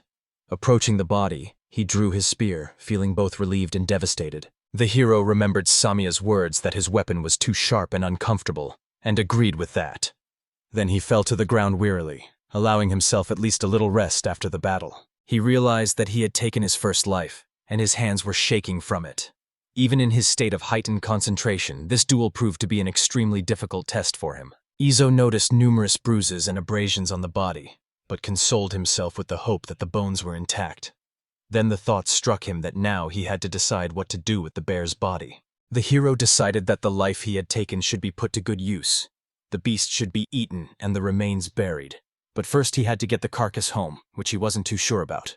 In the rain, the hero dragged his massive body heavily on his shoulders. Iso admitted that even with his strength and muscles, the burden was almost unbearable, but he stubbornly moved on. Eventually, the rain began to ease, giving him hope that he would make it without encountering any more predators. However, he felt that he had only gone halfway, and danger still lurked. Suddenly he stopped, hearing a rustling sound. He didn't have time to look back when someone rushed at him, knocked him off his feet, and grabbed his leg, pulling him towards him with unexpected force. In a moment, he recognized the girl who was staring at the bear with fury.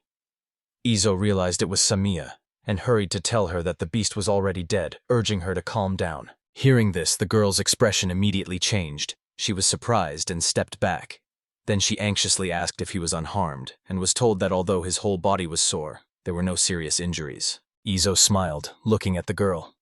Samia froze for a moment, but within a second her eyes filled with tears that flowed down her cheeks, betraying her feelings. Suddenly she burst into tears, shouting that she was incredibly happy to see him alive. Iso thought in confusion, but before he could say anything, Samia threw herself into his arms, continuing to sob. The hero began to calm her down, gently stroking her head and repeating that everything was fine now. But suddenly he heard a rustling behind him and, looking around, saw another girl who timidly said that she hoped she wasn't bothering him. Izo recognized Reich and replied that she was not a bother at all. But suddenly the girl pressed her face against his chest, making him scream in pain because the bruise on his body still hadn't subsided. Reich explained that Samiya had become concerned about his long absence and had rushed to look for him. She couldn't leave her alone, so she decided to go together and provide for her friend. The hero expressed displeasure because it was dangerous, but Reich only smiled. She added that the sense of Izo and the bear had mixed, so they set up an ambush, thinking that something terrible had happened. As a result, he appeared before them with a carcass that looked like one whole. That was why the girls were scared, and now Izo understood Samiya's reaction, imagining how creepy it looked. He thanked them for their efforts, but Reich noted that the real gratitude belonged to Samiya.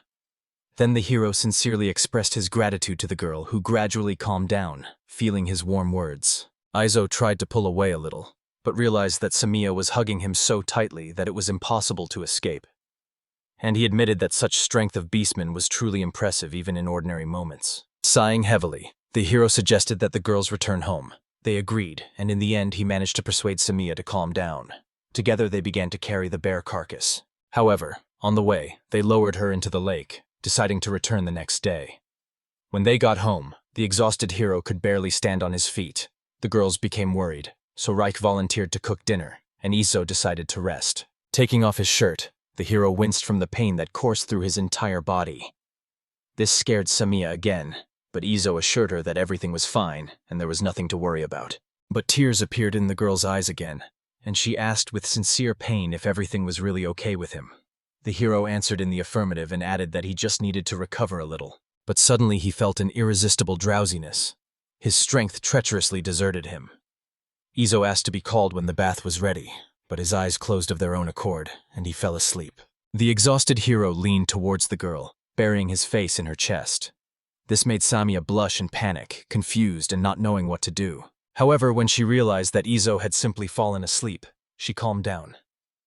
Samiya began to comfort him, gently stroking his head and quietly rejoicing that he had returned home alive. Some time passed, and the hero woke up, feeling that he was lying on something soft. He suddenly remembered that he had not had time to wash himself, and he jumped up, noticing that he was already in bed, and even dressed. Looking around in surprise, he suddenly saw Samiya standing next to him. The girl screamed in fright, which surprised him even more. Izo greeted her with a good morning, and she shyly replied in the same way. He realized that fatigue had knocked him off his feet, and Samiya confirmed his suspicion. She added timidly that Reich had said that if he wasn't dressed, bad air might enter his body. That's why they decided to change him together and put him to bed. At that moment, Reich entered the room, noting that the hero had already woken up and looked at him carefully. He agrees with her and apologizes for having to mess with him, but the girl replies that there is nothing wrong with that, after which she hands him some freshly washed clothes. She then admits that it was Samiya's idea, but suddenly falls silent, covering her mouth with her hand, as if regretting having said too much, and asks her to be quiet. Samiya begs not to say anything, but Reich reassures her that everything is fine. The hero is surprised by this frankness, and he notices how much the girl blushes with shame. At this time, the girl makes up an excuse and tries to quickly get her friend out of the room, saying they need to make breakfast. Meanwhile, the hero begins to change clothes. He thinks that the new day promises to be ordinary. Together they go to the lake, where they retrieve the bear's body, bring it home, and later begin to disassemble it and stuff it with vegetables. Soon the meat is being roasted on the fire, and Samiya, who has never tasted bear meat, asks the hero if it is really tasty. He replies that it looks surprisingly appetizing. The story then stops when the hero suddenly realizes that there is no bathtub in their house. Instead, Samiya and Reich boil water, wash themselves with buckets, and wash their hair in regular buckets. Izo himself prefers to jump into the lake during his daily water intake. For him, it's a refreshing treat. He says he hasn't heard any complaints from the girls, but he's still worried. While Reich and Izo are doing household chores, Samiya returns home and announces something. The hero greets her and turns around but suddenly freezes in shock. A dirty girl stands in front of him with trophies in her hands. To his surprised question, she explains that the place where they killed the beast turned into mud after the rain, which is why it is so dirty. Izo notices that all her clothes are covered in dirt, and it is impossible to wipe it off with a rag. Reich agrees with him, so the hero suggests that she swim in the lake, even though it is troublesome. Samiya begins to ask not to force her and assures her that she will just wipe herself dry, but the hero replies that he will then soil the bed. She insists that everything will be fine, but he denies it. Then the hero notices that even her hair is tangled in mud, causing Samiya to shout indignantly that she doesn't want to swim. It is then that Reich intervenes in the conversation, declaring that she will go too if Samiya decides to. This drives the girl into a dead end. Reich adds that she hasn't gone out alone for a long time, because it's dangerous, but she feels confident with Samiya, but she tries in vain to argue. No one pays attention to her protest, and Reich informs the hero that they are leaving. He wishes them a safe journey, and is secretly glad that Samiya has finally managed to convince him to go swimming. The girls arrive at the lake and immediately jump into the water. Reich exclaims happily that the water is surprisingly fresh, while Samiya nervously resists the sensation. Her friend notices this, and asks if she really hates water. Samiya replies that she doesn't like it. She says that she often dips her catch in the water, but she doesn't like diving herself. The girl admits that she is not used to washing, but Reich is surprised because her hair and fur are always well groomed. Samiya explains that she takes great care of them, carefully wiping her body. Reich is amazed that with such minimal care, her friend always looks flawless, and calls it amazing. Samiya is embarrassed, and then replies that she always tries to be neat herself. Reich says that it's always hot and stuffy in the workshop, so she also likes to cool off in the water from time to time. She admits that she wouldn't be able to get here alone, which is why she decided to go with Samiya. She sincerely thanks her for this, and asks her to just let her know if she wants to visit here again. Samiya promises to take her with her if she does. Suddenly Reich comes closer and tries to wash her hair, but Samiya screams that it's not necessary. Her friend explains that she used to take care of children, so she can be trusted, but that doesn't help. Finally, Reich insists and sits Samiya down in the shallow water. She begins to comb her wet hair and hums a melody softly, creating an atmosphere of calm that gradually relaxes Samiya. Although the girl remembers almost nothing from her childhood, this feeling brings back an old memory. She closes her eyes and begins to enjoy the moment. Eventually, they return home, and the hero is overjoyed to see them. A smiling Reich cheerfully announces that they are home, while a satisfied Samiya, standing behind, only smiles quietly. Izo asks if they are cold, but the girls say they are warmed up by the fire. He takes this into account and announces that dinner is ready, which makes them even happier. The hero then decides to help them dry their hair using wind magic. He jokingly calls it a secret technique called hand drying. Eventually, everyone sits down at the table, and Samiya faces an unexpected problem: how to hold a spoon correctly. The hero asks what she is doing, and the girl realizes with embarrassment that she is using it incorrectly. Samiya admits that she can't handle it because Izo holds the spoon in a completely different way. The hero understands that she is talking about cutlery and is surprised at how important it is to her. The girl notices that he holds the utensils very elegantly, and adds that she has long dreamed of learning the same way. Therefore, she wants to imitate his manner, even if it will be difficult. Suddenly, Reich approaches Samiya and suggests they practice together. She asks her to open her palm and hold the spoon between her thumb and forefinger, demonstrating the correct grip. The hero watches them with a smile.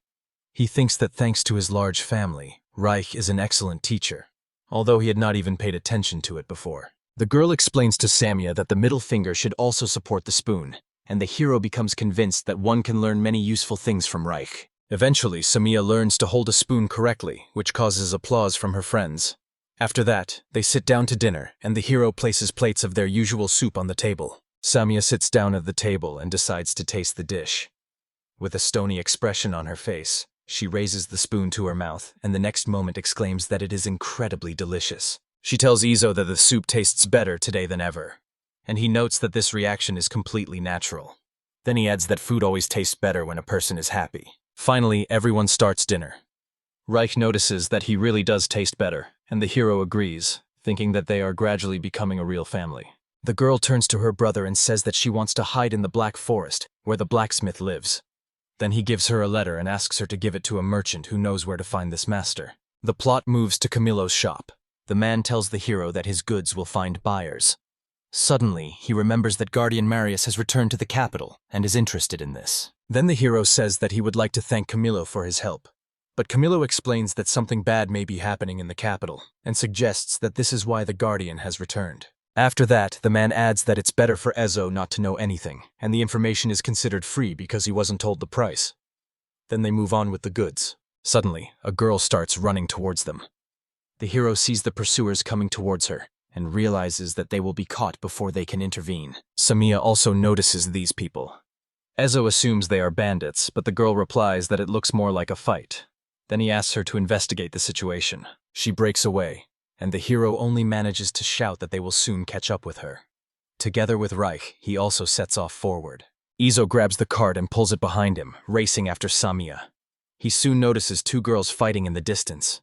He then takes out his weapon and leaves Reich's things. He rushes into the fight, asking what's going on, and instantly neutralizes one aggressor. This angers the other, who rushes at the hero, but Samiya manages to warn him off. With his blow, the hero shatters the enemy's blade and defeats him. After that, his gaze is directed at the last enemy. Togo is pierced by an arrow, and the hero says that there are no more enemies left. Then he turns to the strange girl and asks if she is injured. He asks her to explain why she was attacked, because he will have to justify the massacre of the bandits. The girl's face seems familiar to him, and he wonders who she is. The girl thanks them for their help and calls herself Diana Amore. She says that she was forced to temporarily leave the capital, but was attacked by pursuers on the way. Hearing the name Ezo, the hero realizes that she belongs to the metropolitan aristocracy and is not lying. He begins to think about what to do now. The hero says that the guards will definitely arrive here and suggests that the girl hide. She agrees to buy time. Ezo guesses that Diana is heading to someone in particular, and he is not mistaken. He decides to go to the forest and asks Reich to take control of the visa. He then turns to Samiya for help and apologizes to her, but she says everything is fine. The hero realizes that today was the first time he had used his weapon for its true purpose. This time he was determined to protect his family. That's why Ezo doesn't feel guilty about what he did. Samiya sees him bending over his opponent's body and asks what happened, but he replies that it's nothing special. After that, they decide to head home. But before that, Ezio asks Diana to tell him more about the person she is going to.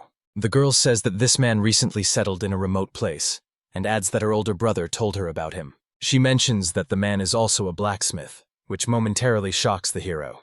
Then she explains that her brother wants to repair a weapon he once forged. The hero remembers this person, realizing that he is talking about Diana's older brother, and is no longer surprised why she seemed familiar to him. Ezo cautiously asks if his name is Martius, and Diana is surprised to find out how he knows.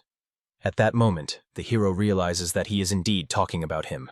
But then he decides to open up and tells Diana that he is the one her brother mentioned. The girl looks at him in astonishment, because it is difficult to immediately believe in such a thing.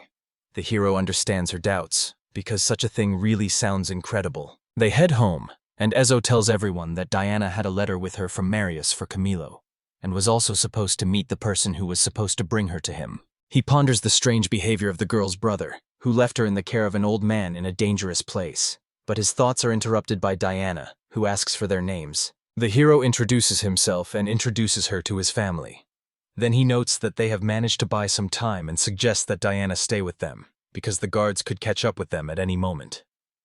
The girl agrees without hesitation. Returning home, the hero begins to unpack his luggage, and later begins to cook dinner.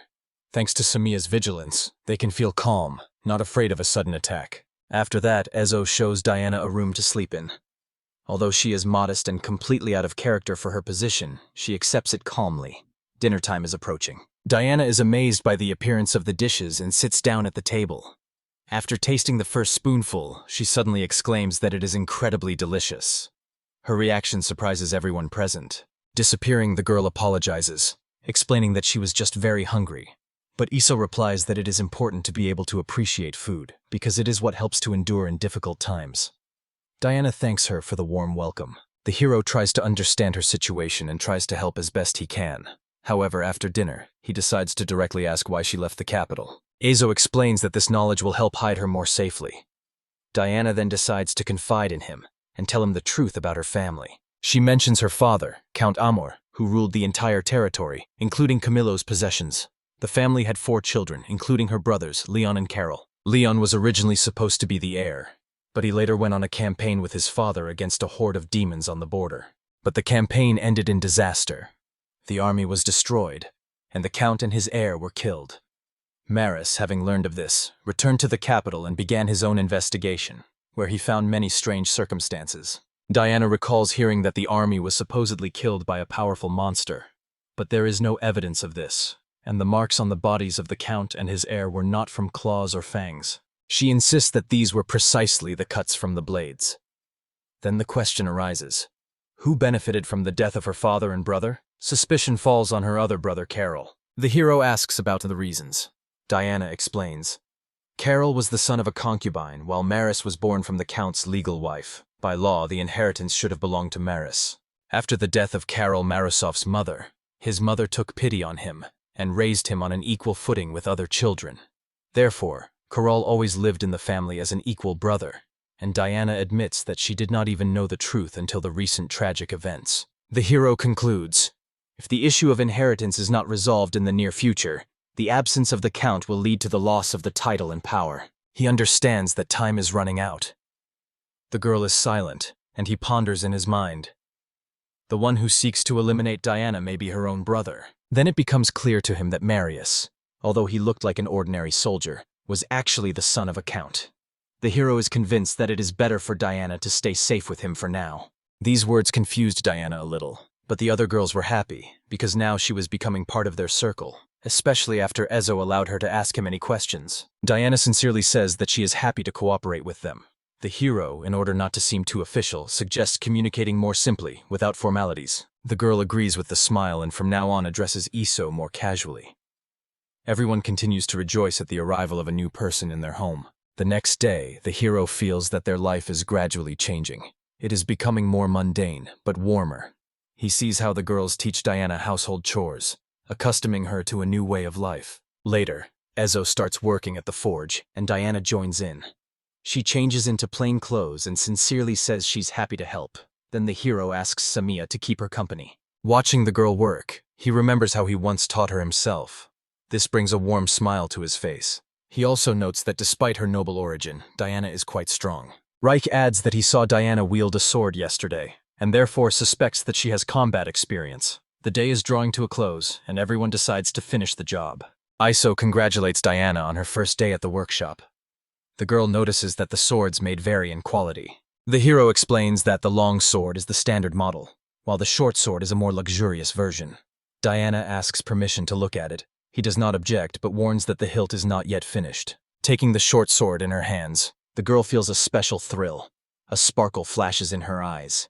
The hero watches this with curiosity and remembers that Rika's eyes once shone in the same way. Diana exclaims in delight that this is incredible. At this point, Reich approaches Diana and recalls how impressed she was when she first saw these swords. She explains that only a few blacksmiths in the capital are capable of creating such things. The hero wonders if he knows the level of blacksmiths in this world well, because luxurious and simple models are not uncommon here, so selling quality blades won't attract too much attention. Suddenly, Diana turns to Izo, begging him to train with her. This shocks him, but she insists. The hero realizes that he is not dealing with an ordinary girl, but a true warrior. She admits that she can't defeat him this time, but wants to relive the moment when he saved her. The hero realizes that there is no other entertainment here, and agrees. He allows only one duel, as it will soon be dark. Diana happily thanks him, and the hero begins to feel that she is different from ordinary aristocrats. They go outside and he sees how happily she holds the sword. For safety's sake, he didn't take the best weapon, to avoid unnecessary risk. The other girls discuss Izo's strength, saying that people underestimate blacksmiths. He himself believes that they overestimate his abilities. Finally, Diana gets into a fighting stance. The hero asks her to attack when she is ready, and she resolutely rushes forward, delivering precise and quick blows. He parries the attacks, but notes that her movements are flexible and skillful. Diana is far superior to ordinary swordsmen, although inferior to Helen. Suddenly, Simeon notices that Izo has become more serious. He breaks through Diana's defenses and positions his sword so that she senses danger, then retreats. The hero puts his sword aside and acknowledges her skill. Diana agrees, trying to catch her breath. Izo is also tired and admits that he is not used to such exertion. The girl asks if he fought at full strength. Izo replies that he did, because they don't fight to the death. She admits that even then she couldn't defeat him. The hero assures her that she did great. But Diana adds that in the arenas they call her Rose, but he insists that she is just holding up well. Samia intervenes, emphasizing that even 100 fights with Izo won't bring her victory. This surprises him, and he feels a little confused. Diana asks if even a beastman can't defeat a hero. Samia confirms. Reich then remembers that he fought Helen and didn't suffer a single wound. The hero remembers Helen's restraint at the time, and wonders if he fought at least in self-defense. He feels the conversation heating up the atmosphere. Diana remembers that Helen's name is Lightning Sword. Izo confirms it. She asks if he really lasted the fight with her, and he clarifies that he lasted 15 minutes. The girl exclaims that this is extremely long. She explains that Helen earned the title of Lightning Sword due to her incredible swordsmanship, which made her famous among the nobility. The hero realizes how strong she is and wonders how he managed to survive.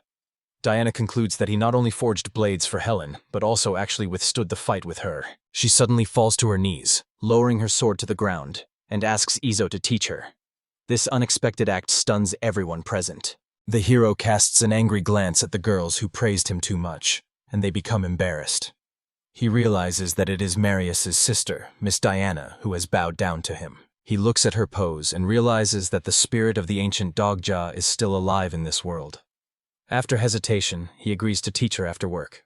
At the same time, he warns that he is not a skilled teacher, as he himself has not learned swordsmanship properly. Diana must observe and learn by doing. She starts jumping for joy, and the girls sincerely congratulate her. The hero thinks with a smile that she was a real mischievous girl at home and begins to sympathize with Marius. Then he asks Diana to call him teacher and not to be afraid of him. She agrees, and from now on the hero has another student, although not a blacksmith. Since then, Diana has continued to help in the workshop, and in the evenings they all go out into the yard together, where they train with wooden swords created especially for the classes. In the courtyard, the girls who help the hero watch as he teaches Diana. He sees that she is skilled with a sword and is distinguished by a sharp mind. Izo is convinced that he is doing what is best for her. Through fights like this, he can help her become stronger and more confident. He reflects that learning to wield a sword is like learning to be a blacksmith, because he himself is unable to put everything into words. Only practice will help him understand the truth. This is how they gradually develop their own foundations and move forward. The hero begins to believe that he can truly be of use to these girls. The story begins with Diana running away from someone, out of breath from running so fast. Suddenly, she is stopped by an arrow that hits right next to her feet, forcing her to stop abruptly. Surprised, she looks up and sees Samia, comfortably perched on a tree with a bow in her hands. After a while, the boys return home, and the hero immediately notices this. He was about to congratulate them on their return, but suddenly freezes in surprise. Next to him, in an elated mood, stands an exhausted Diana, and he asks what happened. The girl only says with a smile that she is terribly tired. Samia explains that she asked Diana to act as a hunter, so she had to drive the prey to the archer. The hero understands that the girl had a grueling job ahead of her, and Diana admits that this is not at all like hunting in the capital. Savia happily reports that this is what allowed her to shoot a huge deer. The hero immediately realizes how hard Diana has had it, and decides to cancel today's training, allowing the girls to rest. Diana agrees, recognizing it as the best solution in her current state. Then Ezo suggests dealing with the deer tomorrow, and Diana eagerly declares that she has been waiting for this moment, which somewhat surprises the hero. The next day, the group heads into the forest and begins to sort through the prey. In the process, Diana sees for the first time how meat is actually harvested, having previously only seen it as a dish on a plate. The hero understands her surprise, because he once thought the same thing himself. He notices that Diana is quite reserved for a young lady, but at some point her gaze becomes sad, as she remembers that this deer was alive not long ago. Then the hero quietly explains that this is how meat gets to their table, and that this is their life. The girl listens carefully and suddenly notices that he looks a lot like her grandfather. Reich intervenes, asking if this isn't a Nordic way of thinking, but the hero just shrugs, saying that he doesn't know about other lands because at home he was taught that everything in the world has a soul. Samia notes that this is more reminiscent of the beliefs of the beastmen, and Diana thoughtfully adds that even the forest itself can have a soul. The hero says that everything is alive: grass, wind, earth, sun, and even the fire they use. He adds that to live with them, one should be grateful, as his grandfather once taught him. These words make Diana think and quiet down a bit. Izo explains that this is why they fold their hands when they sit down to the table, giving thanks for life and the bounty of nature, as well as the cooks. Diana compares this to prayer, and the hero calmly agrees. Then Samia suggests introducing the same habit as in Izo's house, and Reich immediately supports her idea. The girl also notes that the hero has done this before, albeit involuntarily, which surprises him. The hero decides it's worth trying together and suggests going home to start cooking dinner. At home, they cut the meat into pieces and start frying it over a fire. Then the hero puts the food on plates, waits for everyone to sit down, and asks them to fold their hands. He also sits down at the table, and the girls, smiling, repeat after him. Meanwhile, the plot shifts to the Amore family home. Moria sits down in a chair and begins to think about his brother Carol, as the situation with him is disturbing him. He recalls that he had hoped to see Carol at the head of the family after the funeral of his father and older brother. But later it turned out that this was impossible. Carol took this news with furious fury, and barely refrained from rash actions. Morius remembers that was the first time he saw him in this state. Shortly after, Carol left home, opposed the inheritance, and from that moment on, terrible things began to happen. Soon, false documents appeared that undermined Maurice's reputation, and there were constant attempts on his life. However, he was not too worried because he could always prove himself right and stand up for himself. The real problem was that Carol had dragged Diana into all this, and now Maurice couldn't let him continue to act recklessly, especially after the recent incident. Then he decided that he had to put an end to this conflict and would bet on one person, although he doubted whether that person would really be able to cope. After that, the plot returns to the hero. He cautiously peeks out from behind the bushes and, making sure that there is no one around, goes down to find what he was looking for. A few days had passed since Diana had moved in with him. In the meantime, Izo had gone into town to deliver the goods, rewrote the letter to Camille, and explained the situation to him. Then they decided how best to proceed. It turns out that Camilo was also aware of what was happening. He said that he had hoped to avoid involving the hero in these events, but since Diana was entrusted to him, he unwittingly found himself involved. In response, Camilo only smiled and admitted that there was no arguing with that.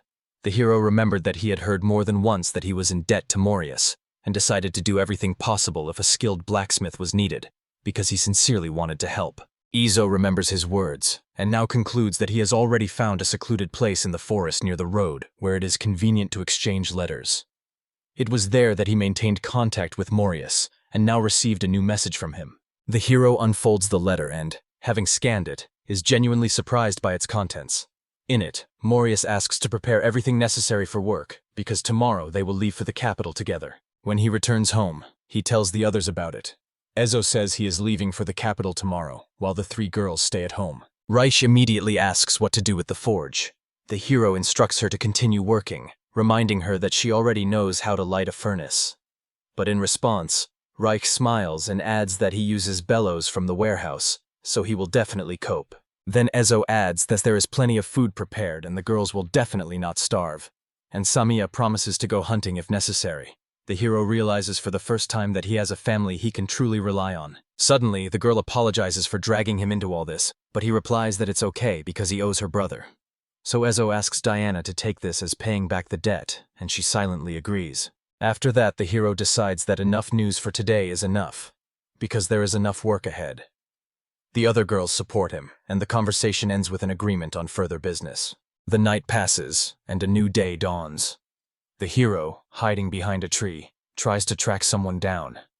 Hearing the creak of wheels, he decides that someone has come for him, and cautiously looks outside. He is ordered to get into the carriage quickly, and Izo immediately rushes to carry out the order. The man explains that he will have to hide in a chest because no one should see the hero. He agrees, although he doubts whether he will fit. But when he opens the chest, Ezo notices that it is mounted on a cart and has much more space than he thought. Smiling, he understands the trick, and the man calls it an old sales trick. The hero climbs into the chest, but still feels that it is quite cramped.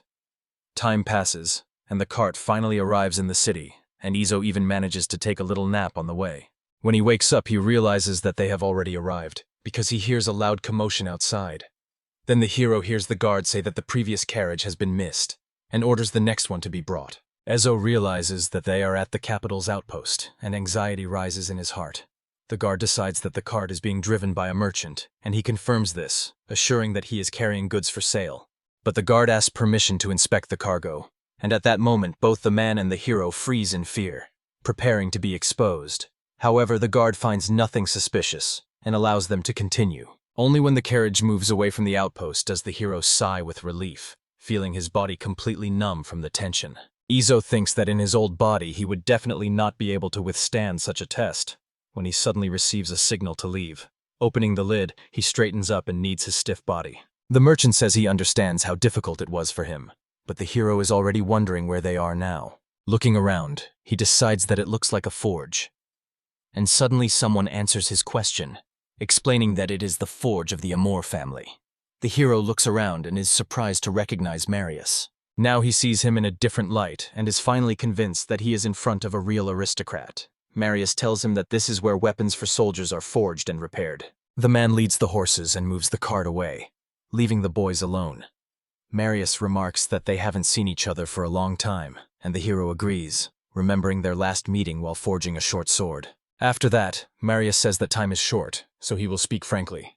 He asks the hero to forge him a sword, the best he is capable of. The hero understands that this is a special order, and agrees, asking what exactly this weapon is needed for.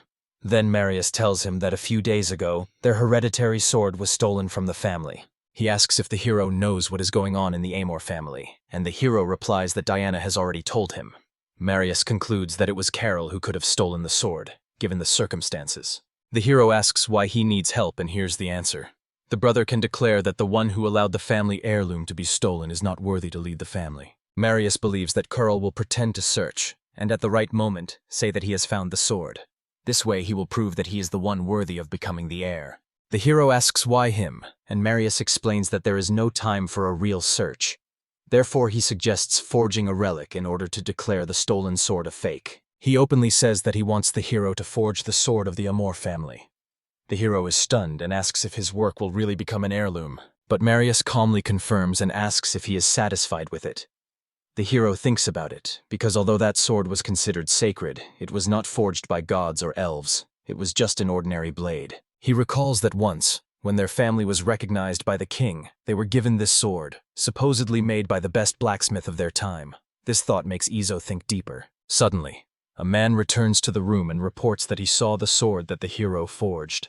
He adds that there are hardly any other craftsmen capable of creating something like it. Therefore, he concludes that the hero will cope, although he notes that he has never seen the same sword, so the work will still turn out different from the original. But Marius asks not to worry, because the real blade was hardly ever used, except during closed ceremonies. The chronicles only mention it as a symbol, without describing its appearance. The guy assures him that there will be no problems. Then the hero, after some hesitation, accepts the order. Marius is sincerely happy and thanks Izo. However, the hero adds that they can speak informally. He asks Marius to address him as he used to in the city, as he is not used to hearing such respectful address. The boy replies that he cannot help but show respect to the one who saves his family. The hero notes that it is only thanks to him that he is able to work in the city, so this can be perceived as repayment of a debt owed. Mario suggests that they drop the excessive politeness between them and asks if the hero agrees. Izo smiles with relief and accepts the offer, and eventually the two reach a mutual agreement. The hero understands that it is fitting for a blacksmith to treat the future count with respect, but still it is much better than cold formality. After these thoughts, Marius returns the conversation to the topic of the sword. He suggests that Carol may try to expose their deception, but in that case, he will simply have to compare the fake with the real blade and see the difference in results. And then he adds that if the hero's sword turns out to be stronger, it will immediately become obvious which blade was given by the king. His lips twist into an ominous smile, and the hero understands what the future count is capable of. The guy reminds them that they don't have much time and asks if the hero can get to work now. Izo answers in the affirmative, because it's time to bring the matter to a close. He changes his clothes and decides that it's time to thank Marius. The hero notes that the forge of the Amore house does not use magic, so he will have to light the fire himself, without the help of magic. Fortunately, thanks to the knowledge gained from his ability, Izo has the basics of the craft, and can easily cope. He selects the right piece of iron and begins to beat it with blows of the hammer on the anvil. After dozens of blows, the iron becomes red hot, and he dips it into barley bark, setting it on fire to harden it. Later, the hero transfers it to hot coals, placing it in the furnace. He realizes that the bellows must also be pumped manually here, and begins to fan the flames. After glancing at the intermediate result, the hero concludes that so far everything is going quite well. Usually he uses magical mechanisms and furnaces, which greatly simplified the work. Now, having chosen the best piece of iron, he begins to work without any magical help. At first everything goes well, but later, while reforging, the hero notices that something is wrong. He guesses that the problem may be with a different hammer, and for a moment he wonders if he should take his own. But he remembers that this is a special order and decides to just focus. With increased attention, Izo has managed to give the blade the desired shape, and now moves on to the stage of hardening the steel. Eventually, the hero completes the polishing and sharpening, receiving the finished sword. but as soon as he looks at it more closely, he feels that the result does not match his own expectations. The events move to this workshop, where everyone is waiting for the master to return. Samiya recalls the hero's words before he left, when the girl asked him to return alive and unharmed. He promised easily then, and these words were etched in Samiya's memory. But suddenly she is distracted by a voice that assures her that everything is fine with the hero. The girl shudders, looks around, and recognizes a familiar figure. Embarrassed, Samiya exclaims that she is not worried at all. But Diana notes that her anxiety is understandable, because she herself feels guilty for involving Izo in a dangerous matter. Samiya unexpectedly bursts out, saying that she is more worried about Diana. She admits that she understands how important family is to her, even if she herself is not yet fully aware of this feeling. These words move Diana. At this point, the story returns to the forge, where the hero tries to understand why the result of his work is different every time, even when he follows the same process. Izo realizes that he always works in different conditions, but he didn't set out to create a unique blade. Suddenly, a man enters the forge and notices that the work is already completed. Noticing that the hero is looking at the sword with displeasure, he asks what happened. Izo says that he is not finished yet, but turns away, while the interlocutor remarks that the blade looks flawless anyway. The hero decides to test the sword. He places it on a stack of several dozen straps and easily cuts them with one movement. The amazed man cannot hold back an exclamation of admiration at the sharpness of the blade. Izo thinks that this sword is as good as anything made in the world. But suddenly he reaches into his bag and pulls out something else. When the man asks, he replies that it is an ordinary knife. He tries to cut the same stack of belts with the same knife, and it easily copes. This shocks the man, while the hero realizes that it is not about the sword at all and continues to think. Camilo is stunned and says that there wasn't even a sound during the cut. Izo calmly replies that he achieves this level of sharpness quite often, so it's a normal thing for him. The man begins to understand why the hero does not take simple orders. Such weapons should not fall into the hands of amateurs. Meanwhile, Izo decides to try again to create a new sword. Suddenly, Camilo asks what will happen to the finished blade. The hero replies that it can be taken away, and adds that he will give a discount. Then Camilo finally realizes that Izo is a real master blacksmith. Time passed, and the hero forged 2 more knives of the special order level. They were inferior only to the best examples, but even then he took them both in his hands and wondered why they were different from each other. Izo notices that the knives he makes at home glow brighter, as if they radiate a radiance. He comes to an unexpected conclusion. The products don't have that light unless he puts a part of his soul into them. He is faced with a difficult question: how to achieve the same radiance with the available materials? The hero understands that without sincere dedication, the result will never be identical, and decides that this time he will not succeed. After that, he throws the knife into the fire, heats it up and breaks it into pieces, wraps it in a thin, damp cloth, and covers it with ashes from the straw. The hero melts everything in the fire and, after waiting for it to cool, forges a single ingot, deciding to even use his knife if the materials are lacking. First he heats and cuts, then he folds the metal and forges it again under the blows of the hammer, repeating this process 15 times. He sharpens his senses to focus on precise strikes, and notices that the metal now feels completely different than it did during his first attempts.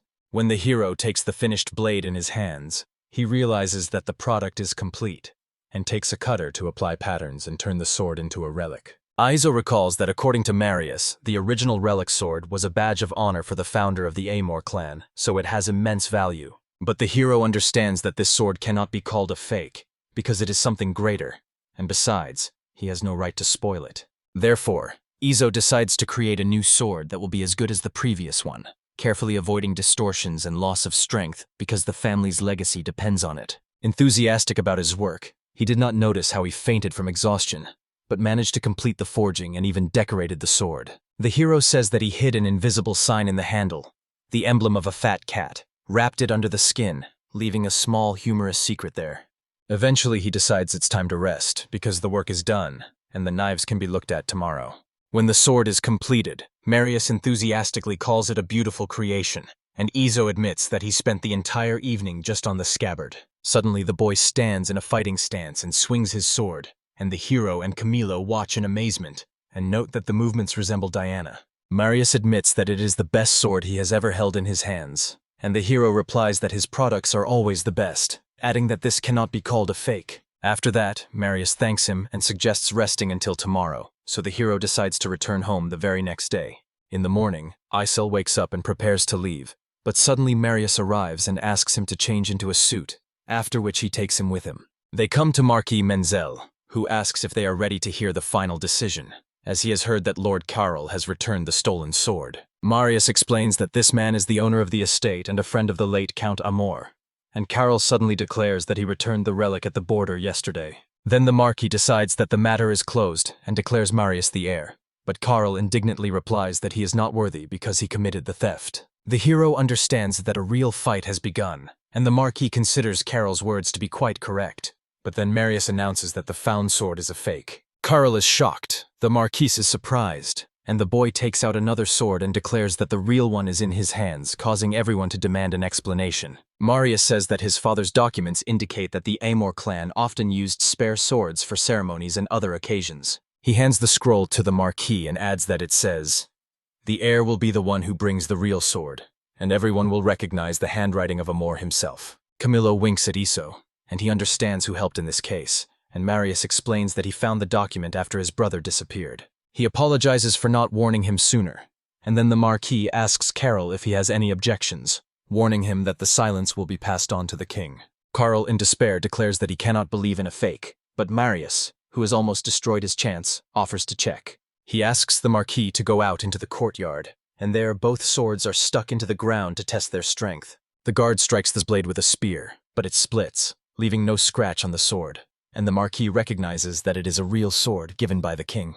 Carol screams in a frenzy that this cannot be, and then the Marquis suggests checking his sword as well. But Marius refuses, takes a proven sword and breaks Carol's blade with it, stunning everyone present. The young man proudly declares that the sharpness of this blade is unparalleled, and even the Marquis agrees. At this point, Carol, exhausted by horror, steps back, gritting his teeth in despair and anger. The Marquis solemnly decides that Marius should take the throne and promises to inform the king. He believes that both parties agree and no one will object. Meanwhile, Carol remains standing by the broken blade, but the hero notices something strange about it. Suddenly, he screams frantically and rushes at his brother, pulling out the hidden knife. But Marius was ready. He manages to grab a real sword and cuts Carol's body in half. Carol, feeling the injustice, bursts into tears and dies in despair. Marius apologizes to the Marquis for staining his garden during the execution, but the Marquis only waves his hand and says that he has rid the world of a liar and a thief by recognizing him as the new count. The hero understands that the official recognition has already taken place. Marius has become a count, while Corolla will be considered a fraud and a thief. The man suggests that everyone return to the estate, as the matter is settled. Marius follows him, but suddenly looks back, casting a disappointed glance in the hero's direction, while Iko and Camilo silently join in. Thus, Marius inherits the title of Count, and Carol's name is forever disgraced. Immediately after this, he begins to discuss further actions with Lord Menzel. It was decided to hide Carol's death and his actions from the public, so the body was secretly removed and buried in the family cemetery to avoid shame for the family. The story then moves to the Amore estate. The hero hears the maids laughing quietly behind his back and wonders why they are behaving this way. The girls joke that the new clothes suit him, and he replies that he looks more like an urban peasant. However, he adds that these outfits actually suit him very well, and the girls readily agree. Later, the hero enters the room with Marius and Camilo. He still doesn't feel like an aristocrat in this outfit, but his friends convince him otherwise. Then Marius decides to thank the hero and Camilo for their help and promises a reward, albeit small due to the current circumstances. The hero replies that it would be enough for him to simply continue the cooperation, but Marius insists and asks Izo what he wants most. He asks for information about rare ores. He mentions the Mithril as an example, and the hero enthusiastically confirms his interest. Marius promises to pass on the information through Camilo, as he is the one who holds the necessary records. Then the boy remembers something else and asks Izo to accept a certain thing without any questions. At first, Izo hesitates, but eventually agrees. After some time, the hero leaves the Amore estate and heads back to the Black Forest to bring Diana back for the new Count's celebration. Camilo leads Iso to the right place, after which he sets off home. The hero walks through the dark forest with a torch in his hands and suddenly notices the outlines of his home in the distance. It feels like he's been gone forever, because he misses his family so much. 3 girls are already waiting on the porch, looking impatiently for him. They happily welcome Izo back and enter the house together. Sitting down at the table, the hero begins to tell about everything that happened. Diana, listening, feels sad and remembers how kind Carol always was, how he often played with her and others. Tears come to the girl's eyes, and she asks why everything ended so tragically. She can't stand it and starts to cry, while the other girls try to calm her down. At this time, the hero thinks that it was he who forged the new sword of the Amore clan, which took the life of her brother. Diana, sobbing, apologizes for her weakness, but the hero asks her not to hold back, as this is a natural reaction. He also reveals that Carol's death will remain a mystery, and allows her to cry out here. In response, Diana thanks him, and he informs her that he will take her to the estate tomorrow, because he himself has to be at the celebration. She suggests that after that he will leave for 2 or 3 days, and the hero confirms, apologizing. The girl says with a smile that she can wait, unlike Samia, who starts to get cranky. An argument breaks out between them, which suddenly makes Diana stop crying and start laughing.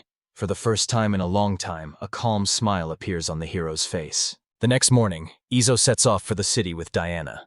He even gets out of the carriage to help her out, but she is angry at such formalities. Seeing Marius, she throws herself into his arms. At this moment, Camilo shares that he has now looked carefully at the city, and noticed representatives of many races in it. He then adds that the city gates are evidence that ancient kings made peace even with giants, which greatly surprises the hero. He assumes that elves also live in this city, but his friend replies that they never leave their settlements. At this time, Marius approaches and apologizes for making them wait. The hero notes that Marius looks tired, and then it turns out that an audience with the king will take place tomorrow, as well as the celebration itself. Upon entering the building, he realizes that he will have nothing to do until tomorrow, when suddenly a maid appears and announces that Diana is calling him. When Izo goes out into the garden, he sees that the girl has decided to challenge him again. He realizes that this will be their last lesson and agrees to accept the fight. A duel begins between them, and after a while both of them, tired, retreat. Then Diana unexpectedly asks the hero to fight her seriously at least once. Although he didn't expect such a turn of events, he agrees. When the girl assumes a fighting stance, Izo instantly puts his sword to her throat, thereby achieving victory. Diana is initially shocked, but quickly realizes that she didn't even notice his movement. Izo notices that she is getting stronger every day, and convinces her that continued training will lead to great heights. After these words, Diana rejoices and thanks him. Her sincere smile warms his soul for a moment. The next day, Marius reports to the king, and at a celebration is officially given the title of Earl of Amore. The ceremony, in the hero's opinion, was brilliant. At a certain point, Marius raised a glass to the bright future of his family, and all the guests drank to the bottom. Meanwhile, Izo was thinking about the girls and preparing some new dishes for them. Suddenly, Diana approached him and remarked that the local cuisine was excellent. At first he was surprised by her appearance, but then, glancing at her dress, he called the girl a rose, because beauty made him utter these words. She, blushing, asked not to embarrass her, but Izo replied that he was speaking from the bottom of his heart, because he might never see her in that way again. But suddenly, several guys ran up to Diana and bombarded her with questions. From then on, the hero was unable to talk to her for the rest of the holiday. The next day, it was time to say goodbye. The hero wished Marius to be a worthy count, and he solemnly promised. But Izo noticed that Diana was nowhere to be found. Finally, Marius told him about the real relic, which he had placed in the cart so that the hero could repair the sword in due time. Izo promised to fix it and return it. At the same time, the young man asked not to take the sword for himself and to entrust it only to Izo. Suddenly, Marius remembered another gift he wanted to give him.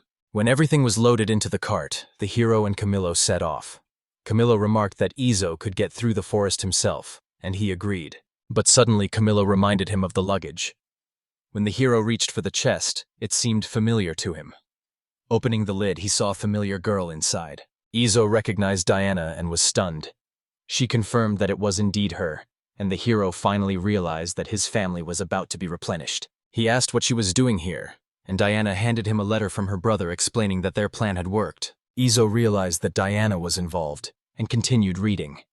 In the letter, Marius explained that the circumstances surrounding his sister had changed, so he decided to entrust her to the hero to avoid trouble. Then Izo saw a line in small print that said he could do whatever he wanted with the girl, as long as she didn't mind. But he pretended not to see it.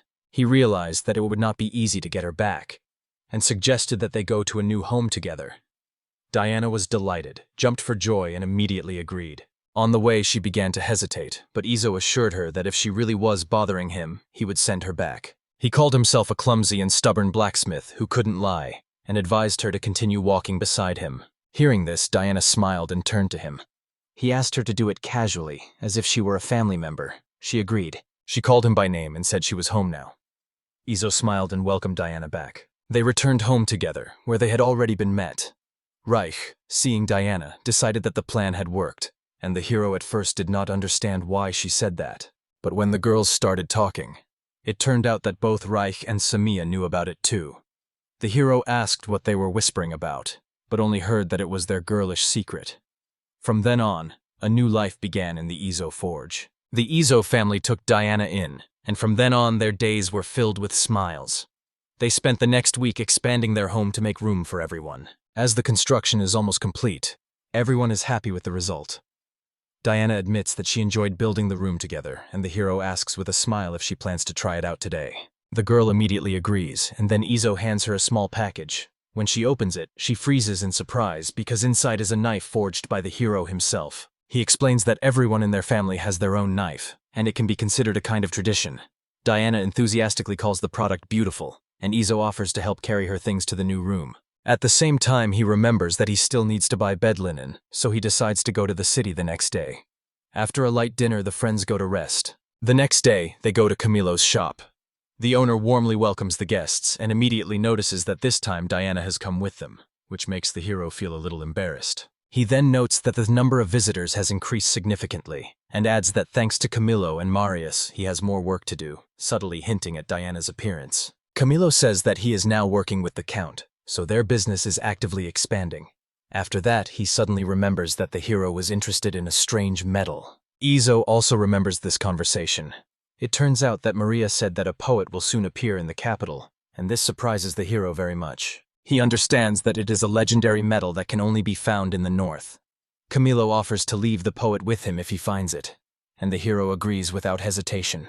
Going outside, the friends find something to eat.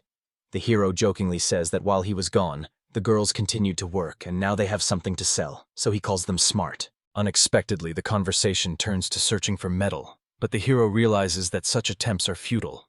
Suddenly, a group of adventurers catches his attention. He thinks that he could be not only a blacksmith but also a traveler if he gained another ability. At this moment, he is distracted by Samiya, who guesses that Izo is eager to travel. But he replies that this is not so because his purpose in the world is completely different. Samiya silently gets up and leaves, and Rika notes that the hero always behaves this way.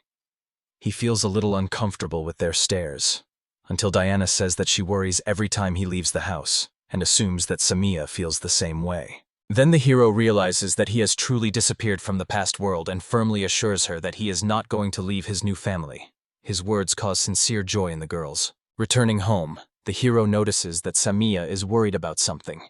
She warns of a long rain, and then Izo decides to collect water in advance. The sky quickly becomes overcast and a downpour begins, lasting for hours, just as Samiya had predicted. With nothing else to do, they set about working on the metal sheets together.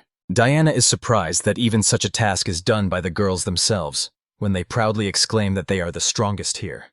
At first she tries to hold back a smile, but then she can't help it and laughs. The next day, the rain doesn't stop. The hero suggests everyone make basic models, and he himself decides to forge a knife that he once melted down in the capital. However, he feels eyes on him and turns around. The girls are watching his work intently, as if spellbound. Rika begins to enthusiastically praise his skill. Diana supports her friend, and Samiya even calls the knife a masterpiece. The hero gratefully thanks them. Then he says that he couldn't forge it in the city, so he used an old knife to create a new sword. From this, he concludes that the work is much better at the local forge.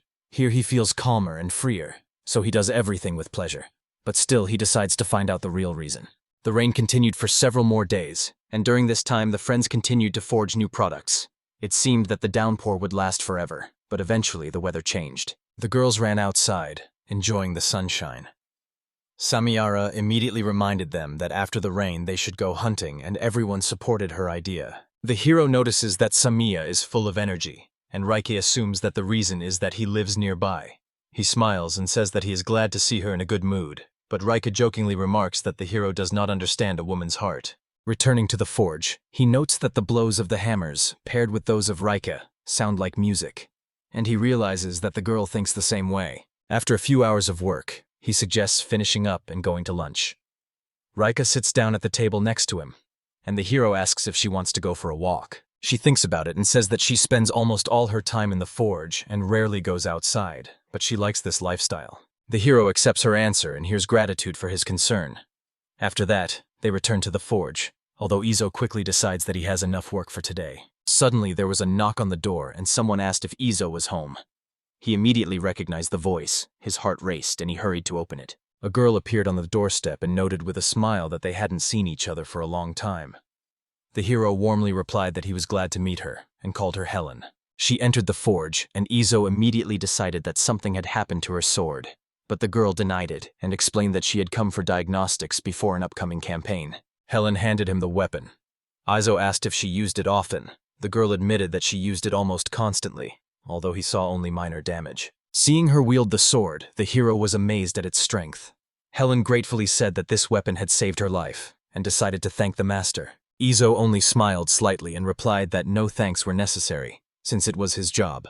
He assured them that the sword would continue to serve them for a long time, although he still decided to repair it. He was about to begin work when Helen timidly asked if she could watch the process. Hearing her consent, she jumped with delight. Izo got to work, and the girls watched his movements with interest.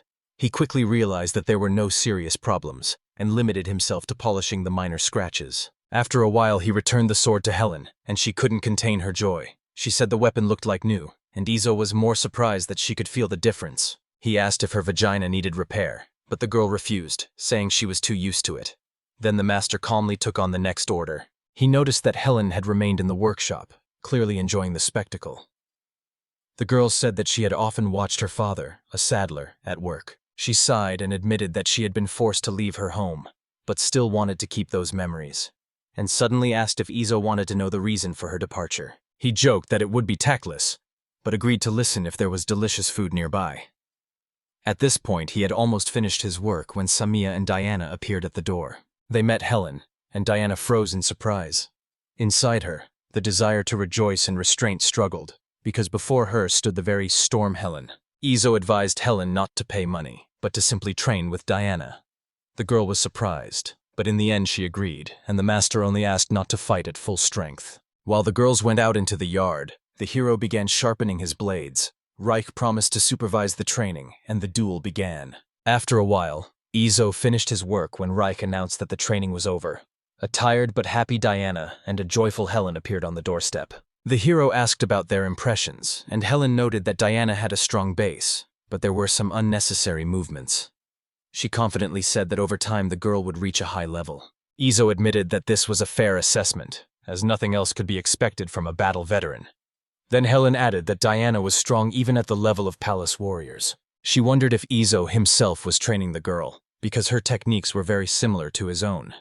The hero was surprised that Helen remembered his technique from a long-ago fight. Diana suddenly asked if he had really held his own against Helen for 15 minutes. Izo nodded, noting that she was his first opponent with a pair of weapons, which shocked the girl. Unexpectedly, Helen herself challenged him to a duel, but he declined, emphasizing that he was only a blacksmith. When dusk fell, he invited her to stay the night. As the new day dawned, they set off for the capital. The guard at the gate recognized Izo and greeted him, then was surprised to see Helen standing next to him. Glancing around at his companions, a mercenary, a beast warrior, a dwarf, and an aristocrat, the guard asked in surprise who he was. But Izo simply replied that he was just a blacksmith. In the city, he told Helen that he was heading to the shop and said goodbye. They visited Camilo and gave him a new product, a battle halberd. The hero asked to give it to the count, as it would be useful to the guards. Camilo agreed, adding that he had not yet met with Kara, but had another order. He took out a piece of Mithril and showed it to Izo, asking him to forge a rapier from it. He also asked if he could place his coat of arms in an inconspicuous place, and he was granted permission. The master readily agreed and did not hide his joy. Finally, he would try working with more than just steel.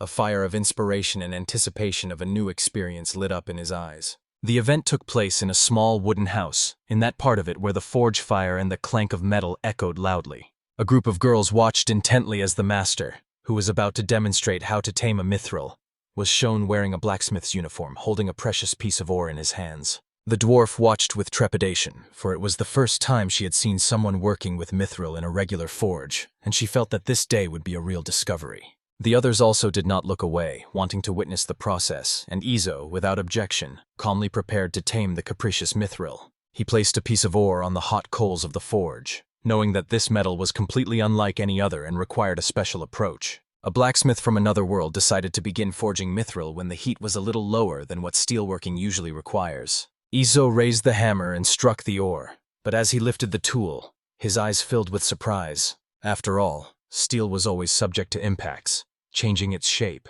while Mithril remained hard and unyielding, without even the slightest scratch. He continued to strike at the Mithril, each movement precise and measured, and the dwarf did not hide her delight when the man suddenly stopped. He was struck by the realization. Mithril was an extremely complex and unruly metal, cooling quickly even after several blows. But Izo was not upset. On the contrary, inside he felt joy, because he had found a challenge worthy of his skill and strength. He knew that ordinary blacksmiths would never be able to handle such material, but at the dwarf's remark he only smiled, feeling excited. Since he entered this world, it was the first such amazing material, but the man did not back down, striving to conquer the ore. Although the work was not easy, Izo stood his ground, for he had both the strength and his secret ability to succeed. The girls, not understanding all the difficulties, watched him with delight, as if it were a game, while the blacksmith could only manage a few blows before cooling down. Suddenly a thought struck him. He activated his power, and a bright light flashed in his eyes. His vision allowed him to see the internal structure of metals. Unlike steel, Mithril was perfectly smooth, which gave him an advantage. This way he could notice the smallest details and focus on elongating the material, conquering the ore step by step. The forge was filled with the melodious sound of blows, reminiscent of music. The girls listened with bated breath, while Izo worked tirelessly. Time passed. Day turned into evening. He wiped the sweat from his forehead and asked if they were bored, but the girls only shook their heads in admiration. Then Izo called Reich and asked him to prepare the whetstone. The elf responded enthusiastically, although she was surprised that he had skipped the hardening. Izo explained that the metal was already incredibly strong, so tempering was unnecessary. In his hands was already a smooth and clean piece of mithril. He was surprised to see how different the materials in this world were. Using his abilities, he managed to subdue a rare ore. Reich prepared the millstone, and Izo began to polish the metal. First he removed the excess on the machine, then worked by hand in small strokes. He immersed himself completely in his work, because he understood that if he lost his vigilance for even a moment, all his preparation would be wasted. He could not afford to be weak. Concentrated and relentless, he polished the mithril while the girls watched in awe. Soon he held up the finished blade.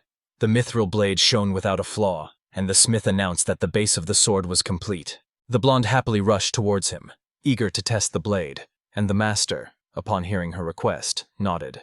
However, he warned that the hilt and details were still missing. Diana agreed, took the unfinished sword, and was surprised to feel its lightness. Izo had heard legends of mithril blades, of their lightness as a bird's wing, and now in the girl's hands was a true miracle. Diana excitedly announced that she would test the weapon outside, her eyes burning with desire to test the power of her new sword. Soon everyone was outside.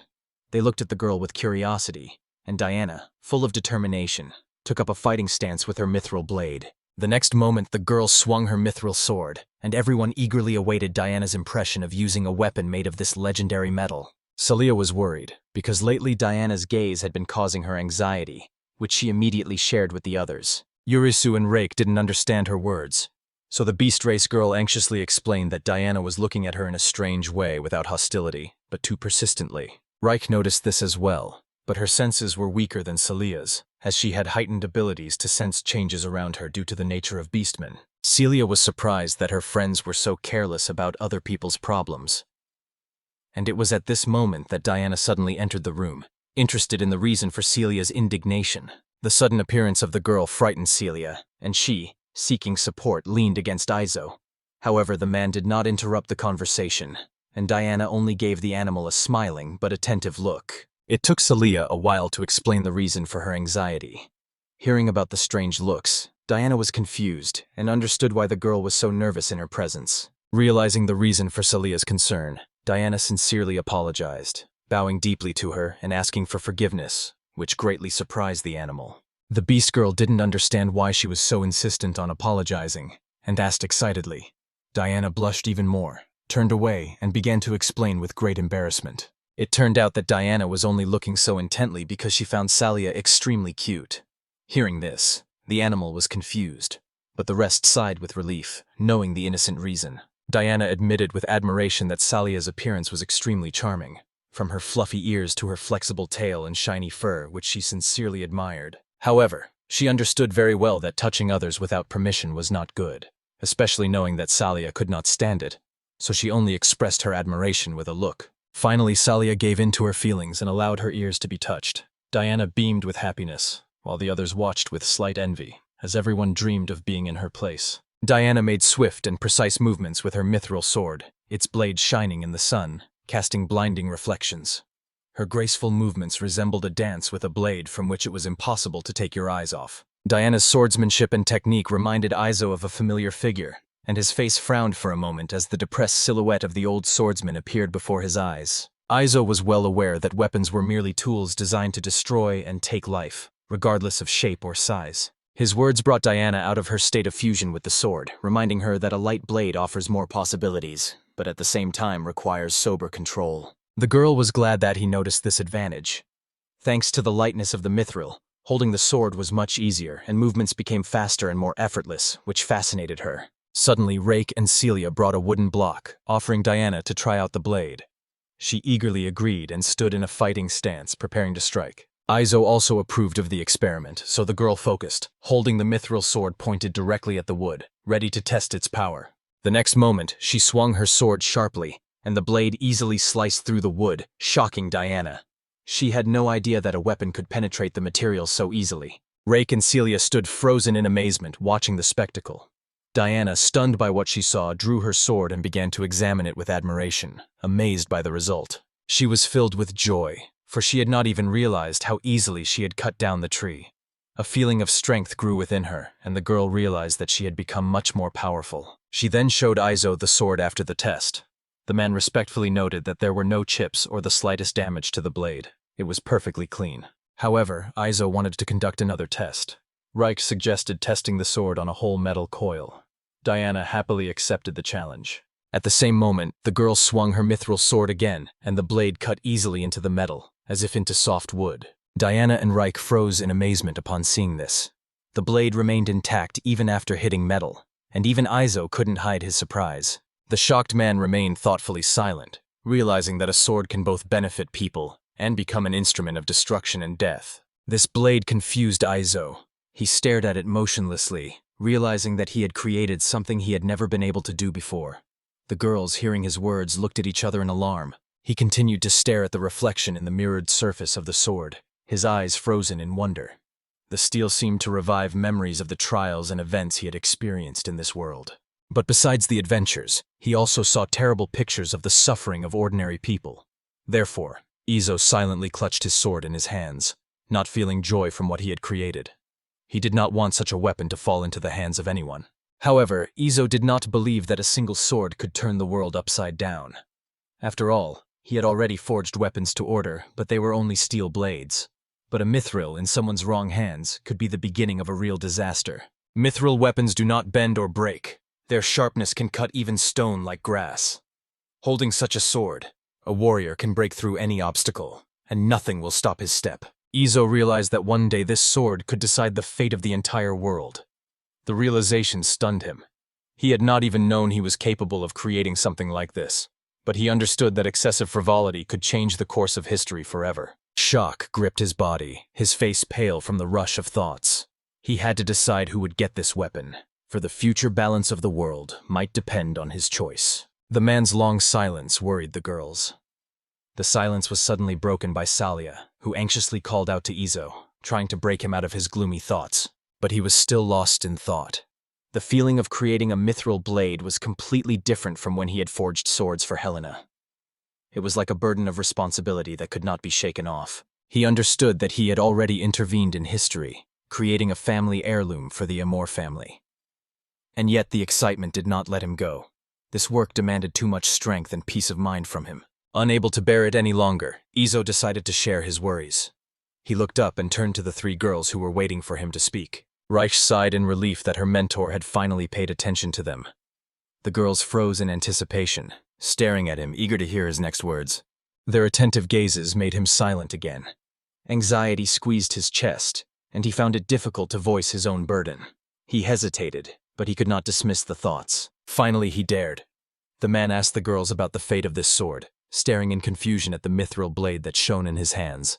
The girls didn't answer immediately, waiting for him to continue. Izo, not receiving any reaction, continued to speak, explaining that the sword could end up in the hands of bad people and cause great disaster. They had seen for themselves its destructive power. He was terribly afraid of making a mistake, of putting this sword in the wrong hands. The excitement was so strong that cold sweat broke out on his forehead, betraying his fear. He didn't even dare to imagine the possible consequences of this difficult choice. Anxiety ate away at him from the inside. But still Izo found the strength to share his painful question with the girls. After listening to him, the girls fell silent.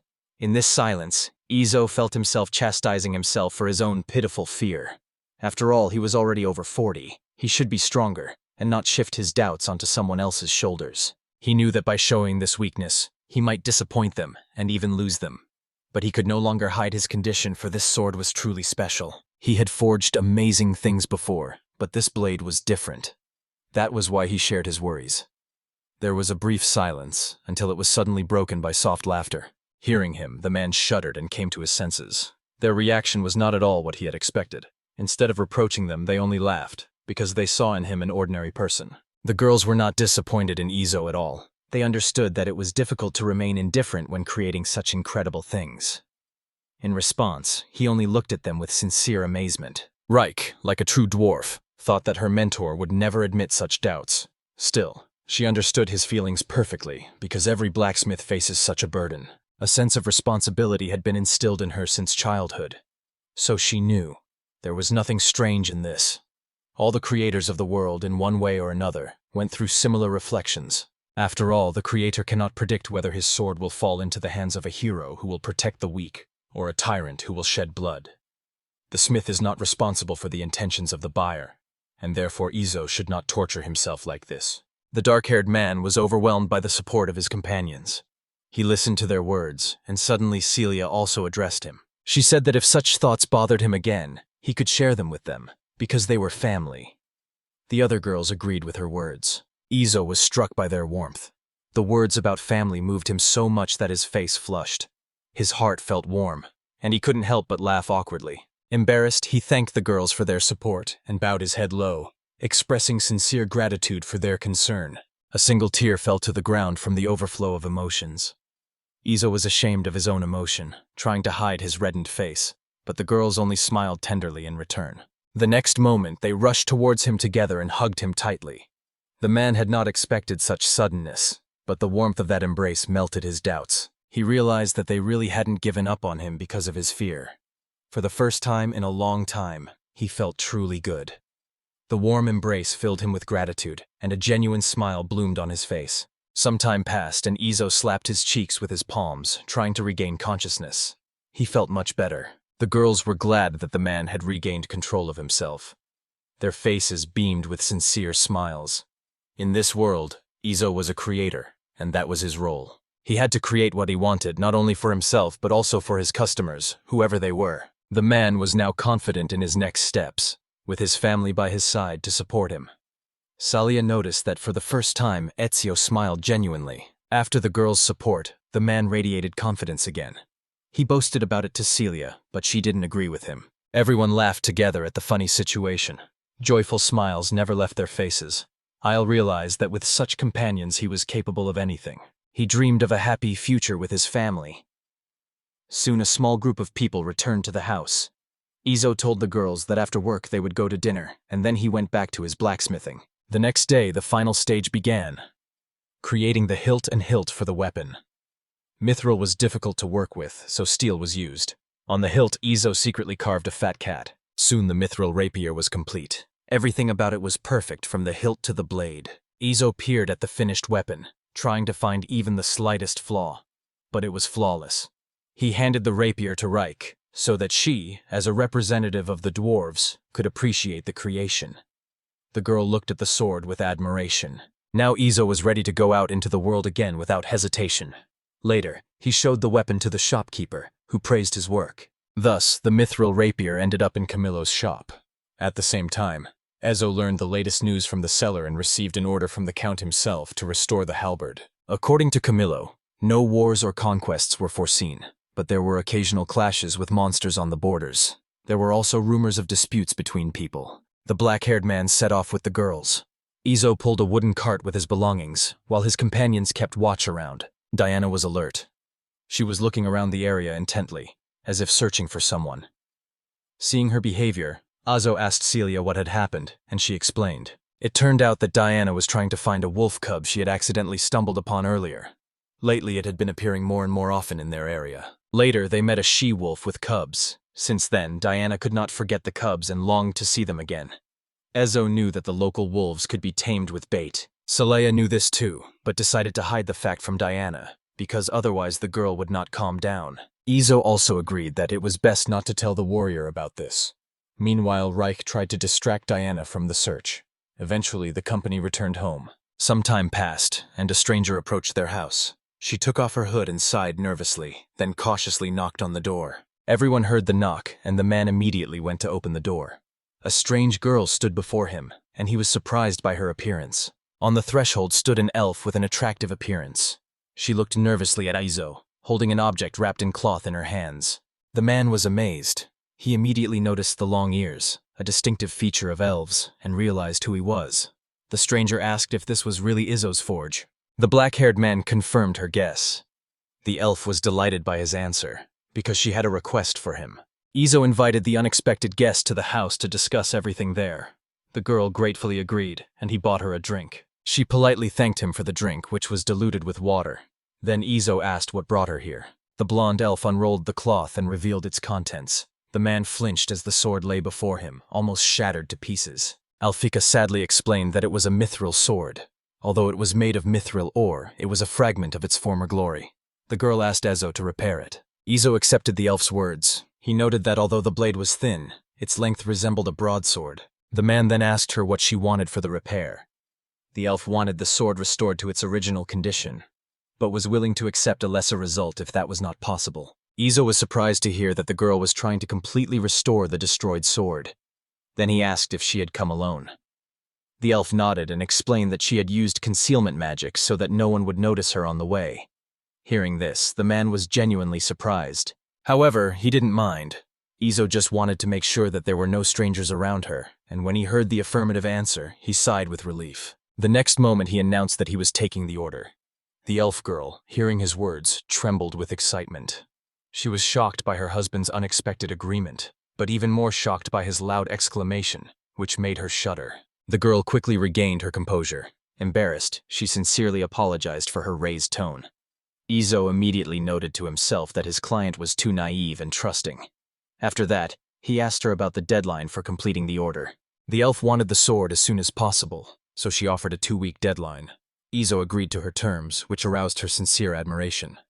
For him, this became the second challenge in his life, to restore a real Mithril sword. At this time, the door opened and the man happily greeted the girls returning.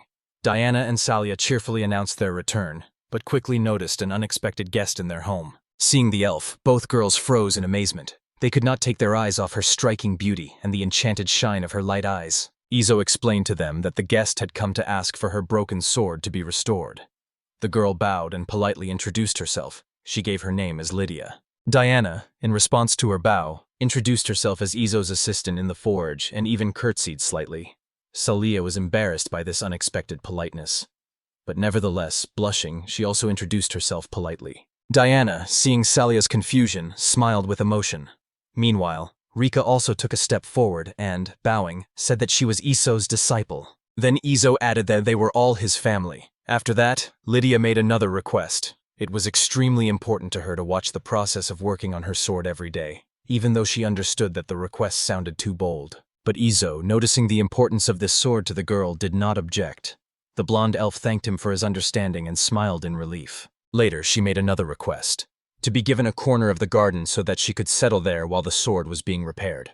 Ezo shuddered in surprise, for dangerous monsters and wild beasts roamed that area. However, Lydia did not understand his concern, and only noted that the magical energy here was so dense that most likely no creature would dare to come close. Ezo was struck by her words and stared at the elf for a long time in amazement.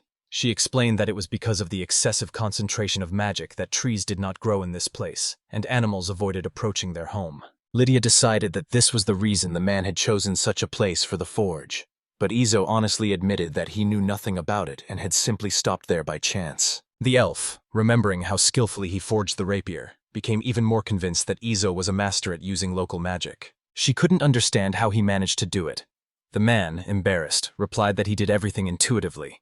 Deep down, he knew he couldn't reveal his hidden ability to others. The elf also felt uncomfortable thinking so highly of him. Izo mentally apologized for the forced lie and realized that thanks to his gift, he truly felt a different power in this place. According to Lydia, it was the weakness of magic in the capital that had prevented him from creating such a mithril masterpiece there, and now the man understood why it was here that his work shone with true wonder. Then Izo changed the subject. He couldn't let the girl sleep outside, so he offered her a guest room. The other girls didn't object. Lydia was genuinely surprised that he had so easily let her stay in the house, since he had 3 girls living next door. Her words about wives made everyone present freeze in shock. With a grim expression, Izo explained to her that it was only his family, not his wife's. He realized that it was Camilo who had started the rumors about him. The elf felt embarrassed by her own carelessness, and the other girls were outraged by what they heard. Izo sighed in relief as the misunderstanding was resolved. Diana was unexpectedly happy to realize that they would now be living with the elf. But Izo explained that she would only stay while the sword was being repaired to watch the work. The girls were delighted with their new neighbor and were genuinely happy. Izo only listened awkwardly to their exclamations of joy. Then he announced that it was time to prepare dinner. Salia added that a large leaf-winged bird would be served on the table today. Then Izo instructed Diana and Rita to prepare a room for Lydia, and he and Salia set about preparing a bird that had as many as 5 wings. But suddenly Salia shouted something to her husband. Izo suddenly remembered that elves don't usually eat meat. However, their uncomfortable thoughts were quickly interrupted by Lydia herself. She asked permission to help with the cooking. The man wanted to refuse, but the elf explained that she had already had experience in plucking feathers from birds in her village. This surprised Salia greatly, because she had always believed that elves ate only vegetables and fruits. But now it turned out that her ideas were wrong. Izo felt embarrassed, because he himself was sure of the widespread stereotype that elves do not touch meat. But Lydia was not offended, because she was used to such thoughts and only noted that it was easier for them to get plants in the forests. He was even surprised that even in this world there were stereotypes.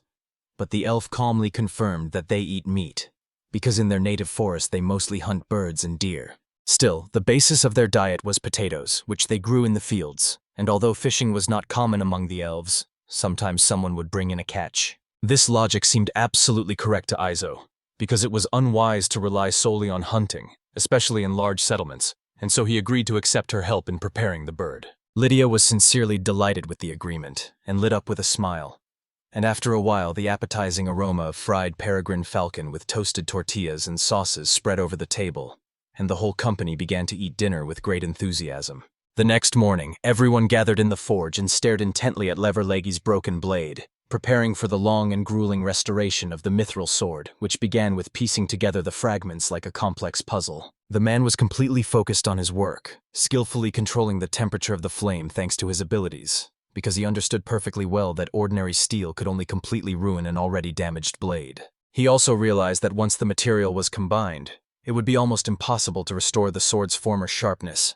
But working with Mithril, Izo felt no such fear, while Lydia carefully watched his every move. Although the dark-haired man understood the complexity of putting the pieces together, he still began work, determined to at least try to revive the broken blade. While warming up the necessary tool, Izo noticed that the elf was watching with interest, and noted that he was using magic while working. He did not object, and explained that he knew how to use only the simplest spells to ignite the flame or cool it with wind, and Lydia listened intently to his explanation. The girl understood that even this required training, so it seemed strange to her that the man had almost no knowledge of local magic, and a cold smile, full of suspicion, appeared on her face. The elf's gaze made Izo feel uncomfortable, and he couldn't reveal to her the truth that his power had only recently appeared and his companions didn't know how to use magic at all, so he avoided answering, engrossed in his work. Taking pliers, he carefully applied the fragments to the more solid part of the sword, and his student Reich diligently helped and held the metal while the master tried to connect the parts of the blade with even blows of the hammer.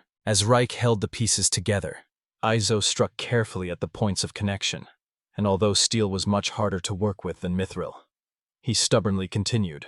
relying on experience and skill. The man knew that he could use a special tool for this job, but then controlling the temperature would become too complicated and he would lose time, so he decided to do it manually. Complete silence reigned in the forge, broken only by the rhythmic blows of the hammer, and even Reich, intently helping the master, remained silent until Izo suddenly noticed that the temperature had exceeded a safe level. He immediately warned Lydia that there was a risk of permanently breaking the sword, and the elf's face instantly turned pale, filled with fear for her priceless weapon. She rushed closer to the blacksmith, almost begging him to save the blade, and although Izo was embarrassed by her proximity, he firmly replied that he could still restore it. It would just take considerably more time and effort. Hearing these words, Lydia sighed with relief, and then Izo, although he smiled, realized that it was impossible to test the limits of the sword's strength, because carelessness could only destroy it completely. So he promised himself once again to be more careful and set to work again with Reich, keeping rhythm and attention on every move.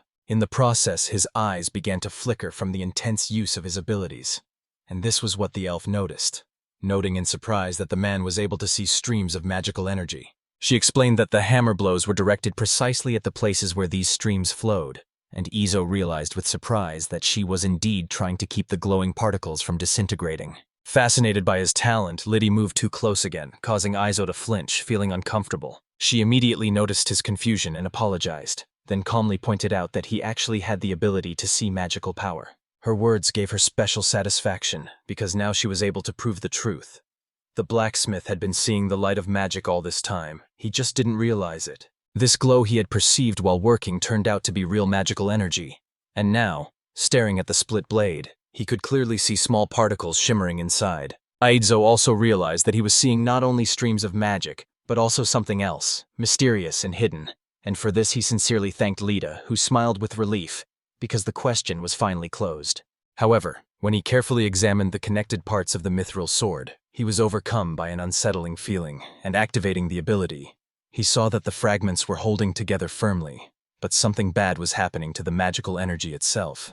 A huge scar-like mark appeared at the joints, and Izo noticed dangerous breaks in the sword's magical flows that threatened its continued integrity. Even though the sword appeared intact on the outside, there were gaps in the magical energy at the joints.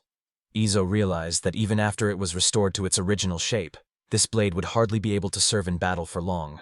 The man was exhausted and had not noticed it before. Izo needed to find a way to solve the problem. He thought about it, trying to find a way out, and finally called Lydia. Izo showed the blonde her sword exactly where it had been chipped. The lady immediately noticed the same thing. There were cracks at the joints of the blade, through which magical power had leaked. Reich couldn't see magical energy at all, which put her in an awkward position. Salia and Diana didn't understand anything about this matter at all. They just watched silently, like simple spectators. Izo sternly declared that it could not be left like this. Lady also realized the problem. Restoring the blade's outer shape alone would not be enough. This sword needed something more. Perhaps if he had struck a few more precise blows with his hammer in the right places, the flow of magic would have been reunited. The lady was stunned by his sudden proposal and froze in surprise. Izo also expressed the opinion that the elf woman could only stop at restoring the sword to its original form. The man gave her the choice to decide for herself which path to take in restoring the weapon. Lydia thought nervously, finding it difficult to answer right away. The choice was too difficult, but the silence of the forge forced her to act. In the end, the girl made her choice. She confidently stated that she wanted to restore not only the sword's original form, but also to restore the flow of its magical power. Despite the difficulty, Lydia chose the first option. Izo knew in advance that the elf would be inclined to this decision.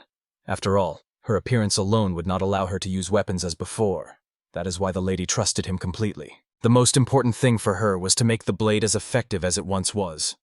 She was too worried about her weapon because this sword was the only perfect one for her. Izo understood her anxiety perfectly well. Smiling, he told her that she could rely entirely on him. His confident words immediately calmed the girl, and a warm gleam of admiration appeared in her eyes. After that, Izo got back to work. To gather his thoughts, he patted himself lightly on the cheeks. The man understood that he had an extremely difficult task ahead of him. He did not want to let Lydia down, because he had already promised her a complete restoration of the sword. Moreover, he did not intend to disgrace the name of his forge. Full of determination, he plunged into work. First, the blade had to be restored to its shape. To do this, Izo decided to make a wooden mold using all the fragments. They began to work again. The broken sword was placed on the hot coals. Riki maintained the necessary temperature of the flame by placing dry grass. Izo, together with Riki, heated the mithril and formed a plate from it. The fragments of the blade began to gradually fuse together, after which they were tied with straw and heated again. Then they continued forging. The forge was filled with the melodious ringing of heavy blows. The man worked with utmost concentration. Each blow was precise and measured. They stacked the fragments of mithril together, struck a series of blows, and turned the metal over again. The process was repeated over and over again until the sun set outside the window. The next morning, everyone gathered again at the forge. The work continued, and everyone put in their efforts. Diana and Salia went outside to get some fruit. At this time, Izo froze, staring at the sword in amazement. He suddenly felt the blade become heavier. Then Izo immediately called out to Lydia, and the elf immediately focused on him. The man explained that more magical power had appeared in the sword. He could literally feel the weight of this energy. The blonde elf looked closely at her blade and immediately confirmed his words.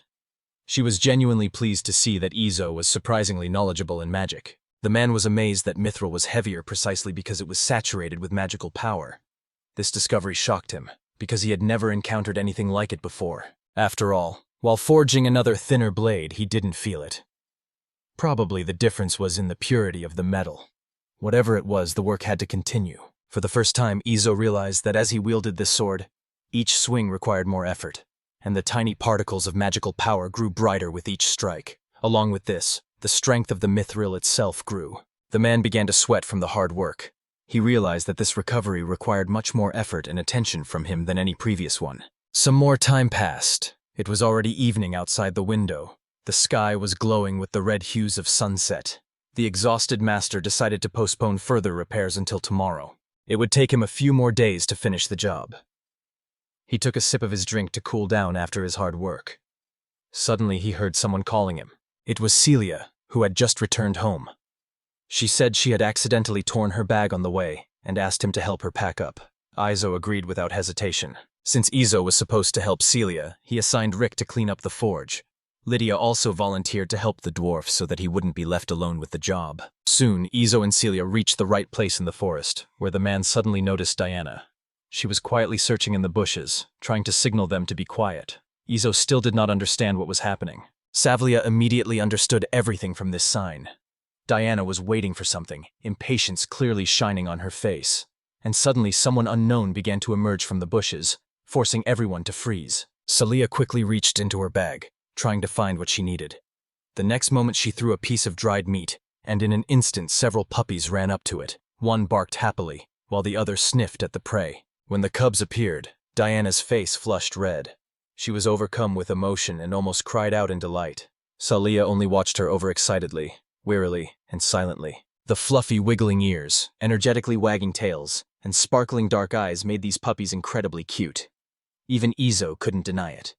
Diana was in complete delight as the animals chewed the meat briskly. Suddenly, Diana's attention was drawn to one puppy. Sensing her gaze, it barked loudly, as if trying to amuse her. The little wolf cub looked playful and cheerful. Suddenly, Izo's hand was tightly clenched. He winced in sharp pain, not understanding why Diana had clung to his shoulder so tightly. But when he saw her delighted face, he understood everything. She simply could not contain her delight at this lovely scene. At that moment, the puppy tilted its little head to the side, and in the girl's eyes it became even cuter. Diana almost fainted from the overflowing emotions, unable to contain her admiration. The girl could not contain her joy and, choking from an excess of feelings, lightly hit her husband on the arm. Izo could only endure her outbursts of tenderness, although her shoulder was already aching. Celia, however, had long been accustomed to such scenes and only sighed. Later, they all returned home together. Izo carried a heavy bag of trophies on one shoulder, while the other was a little sore from Diana's antics. But suddenly he noticed something that surprised him. It turned out that the dark-haired man had witnessed Reich and Lydia chatting warmly with each other. The girls were discussing something lively, but, noticing the return of the others, they greeted them warmly. Lydia tried to explain to the dwarf the principles of using magical power, but Reich did not understand how one could feel its flow. According to the elf, it is the dwarves who understand these flows more easily, because they are able to work with them through ore. So, while Lydia was staying at their house, she offered to teach Rick the art. Izo had no objection to his student gaining new knowledge. On the contrary, the idea genuinely pleased him. He himself understood that with his abilities as a reader, he would hardly succeed in magic. But for Reich, it was a completely different matter. The girl listened attentively and confidently absorbed every explanation. This way, Reich will be able to create unique weapons and gradually gain the confidence to return home. Everyone watched the training closely, and Diana was even a little jealous of the dwarf, because she was being taught by such a beautiful elf. At this time, the man remembered something important. It was already late at night, and the dark sky was shining with a scattering of stars. Izo picked up a certain material and released it from his palm, evaluating it. Yawning from fatigue, he pondered over the choice of raw materials. He wondered if they would be suitable for his work. Then the man's gaze swept around the room, making sure there was enough space to work. Then Izo began to plan the wood, working quickly and skillfully. As he worked, he hummed a soft melody, and the shavings fell in gentle waves to the floor. Dawn approached imperceptibly. The sun was already rising, painting the sky with light shades. Izo, without even going to bed, continued to work, and eventually created a small wooden structure with bowls for water and salt in the upper corner.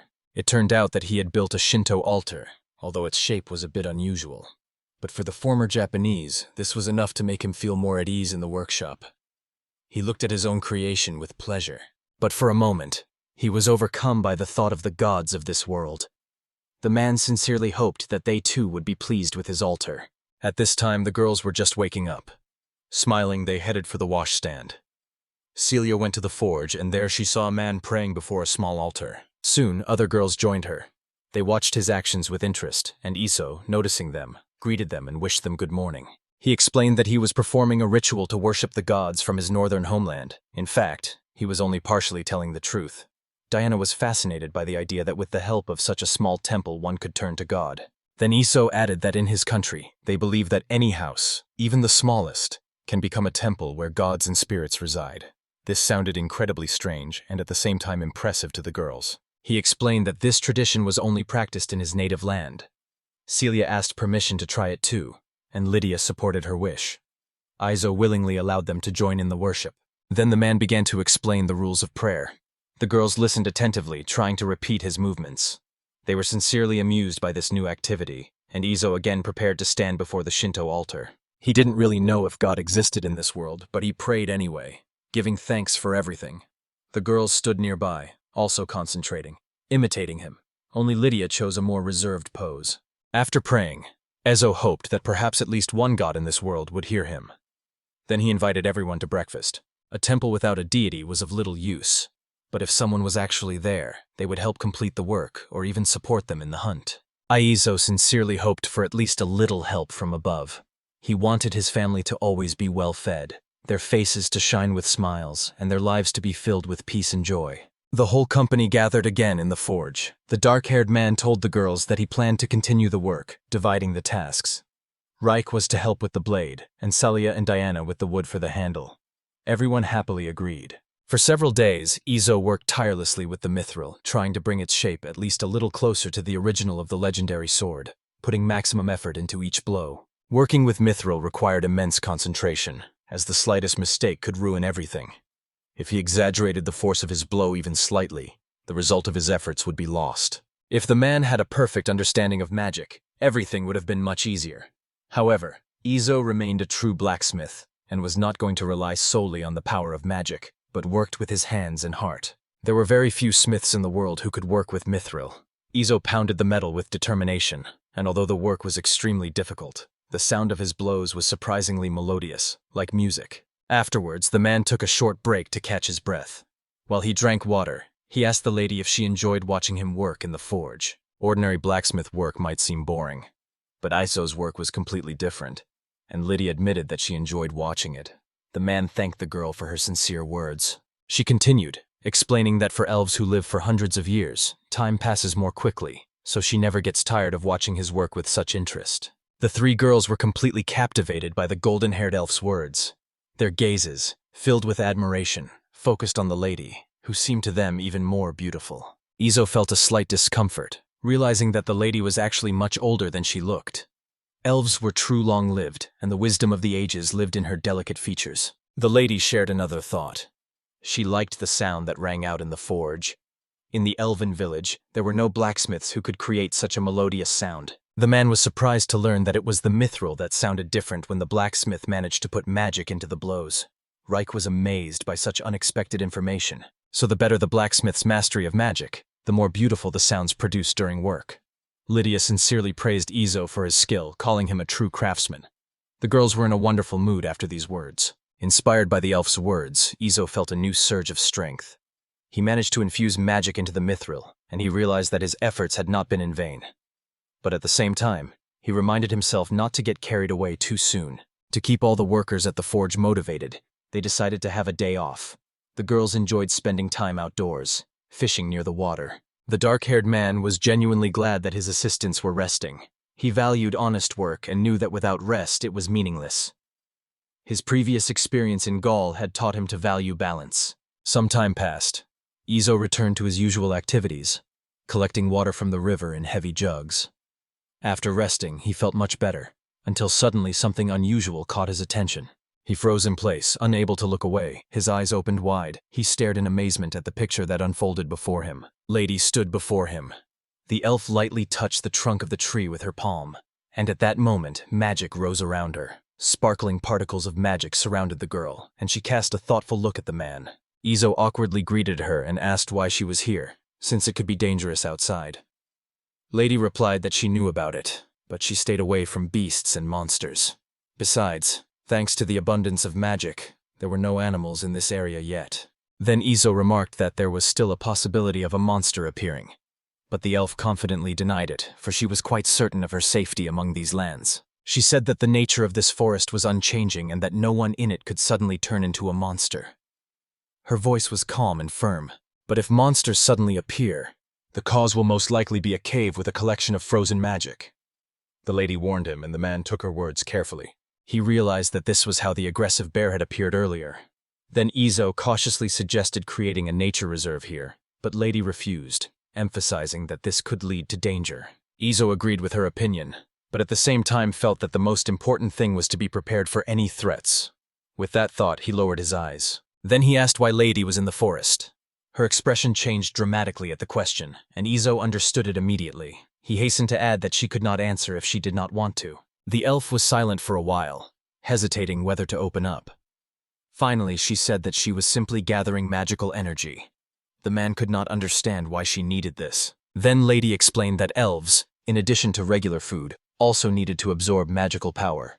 Izo realized that this was why there were so few of them in cities, because they had to live in places with strong energy. After listening to her, Izo was about to leave the forest, but the elf was visibly disappointed by his reaction.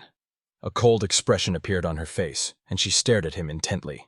In a cold tone, the lady asked the man a few more clarifications about absorbing magical power. There was wariness in her voice, and she no longer trusted him as much as before. But Enzo didn't need any more questions, because he had heard everything he needed. Lydia didn't have to explain anything further. Her silence was completely understandable and sufficient. The dark-haired man returned home, leaving the elf behind. Lydia was confused by his words, but her heart was warmed by the fact that he had not delved into the truth. Time passed, and everyone gathered again in the forge. Izo announced that the work would continue with renewed vigor, and no one objected. He managed to bring the Mithril to the required dimensions, and thanks to the wooden template, the sword began to restore its original shape. Finally, the final stage arrived. Izo took up the hammer again, preparing to finish restoring Lydia's sword, putting all his strength and skill into this crucial moment. While working, the man suddenly turned to the elf, asking how her sword had broken. The girl's face instantly turned pale from the painful memories, and she was unable to utter a single word in response. Izo did not insist or pressure her. He was only interested in what kind of force could break such a material. He sought to create a blade that would not break even in the most severe tests. Then, Lydia dared to begin her story. There was magic involved in the sword's destruction, so she could not reveal all the details. She explained that to wield a mithril weapon, one must imbue it with one's own power. Hearing these words, the man was stunned. Lydia continued to explain. In her village, this sword was extremely highly valued, but a misfortune happened that changed everything. The magical energy exceeded the permissible limit, and the blade crumbled. The elf bowed her head, admitting her defeat. That was why she needed a blacksmith who could restore the sword to its former greatness. Izo realized that he had to learn to put even more power into the blade. The man thanked Lydia for her frankness. After a frank conversation, he took up the hammer with new determination, continuing the difficult work of restoring the weapon. Time passed unnoticed. He worked on the blade for long hours, despite his fatigue. There were about 2 weeks left before the deadline, so he worked tirelessly to get everything done. The girls watched his every move intently as Izo used his abilities to achieve the highest quality, combining strength, magic, and experience in every blow of his hammer. Time passed, and finally the Mithril sword was ready. Exhausted but satisfied, the man looked at the restored blade, and everyone around him was sincerely happy that the work had been completed successfully. Izo called to Lydia and handed her the restored sword. The elf approached slowly and cautiously, nervously, as if she held her own fate in her hands. She stared intently at the restored weapon, while the other girls eagerly awaited her reaction. And then Lydia's face blossomed into a happy smile. Izo's work exceeded all her expectations. The blonde girl sincerely thanked everyone. Izo managed to make the sword even better than she had expected. The 3 girls cried out in joy, and the man himself was amazed that he had exceeded his own capabilities. However, he doubted himself, thinking that perhaps he had overdone it. The idea of remaking the sword so that it would not be excessive crossed his mind. But Lydia, noticing his excitement, only smiled gently. She explained that the blade he had restored was capable of absorbing even more magic than the original. This was an invaluable help to her. Izo breathed a sigh of relief, grateful for her words. But suddenly the girl started talking about payment. Now she was worried, because she wasn't sure if her payment would match the amount of work done. Finally, Lydia just smiled warmly. She was struck by the man's simplicity and sincerity. Then she held out her hand, holding everything she could offer. The elf wanted to pay with 5 gold coins and wood. She was confused, because Izo had done much more for her than she expected, and she had no other means. Izo counted the value uncertainly, but suddenly an idea struck him. He handed one of the gold coins back. Lydia took it, but a surprised expression appeared on her face. The man asked the elf to use the coin to buy vegetable seeds in her village and deliver them to Camilo. If it wasn't too much trouble, she was to do it. The girl was amazed by his request.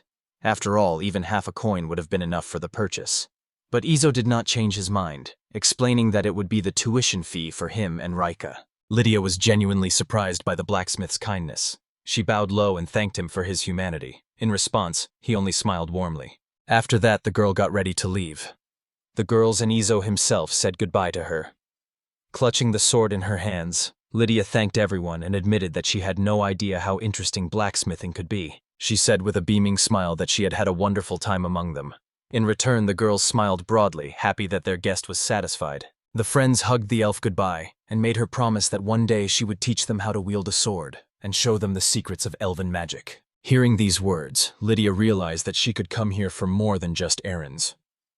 Izo agreed to this and, saying goodbye, asked her to tell the others about their masterful forge. After restoring the elven rapier at Izo's forge, the company's life returned to normal.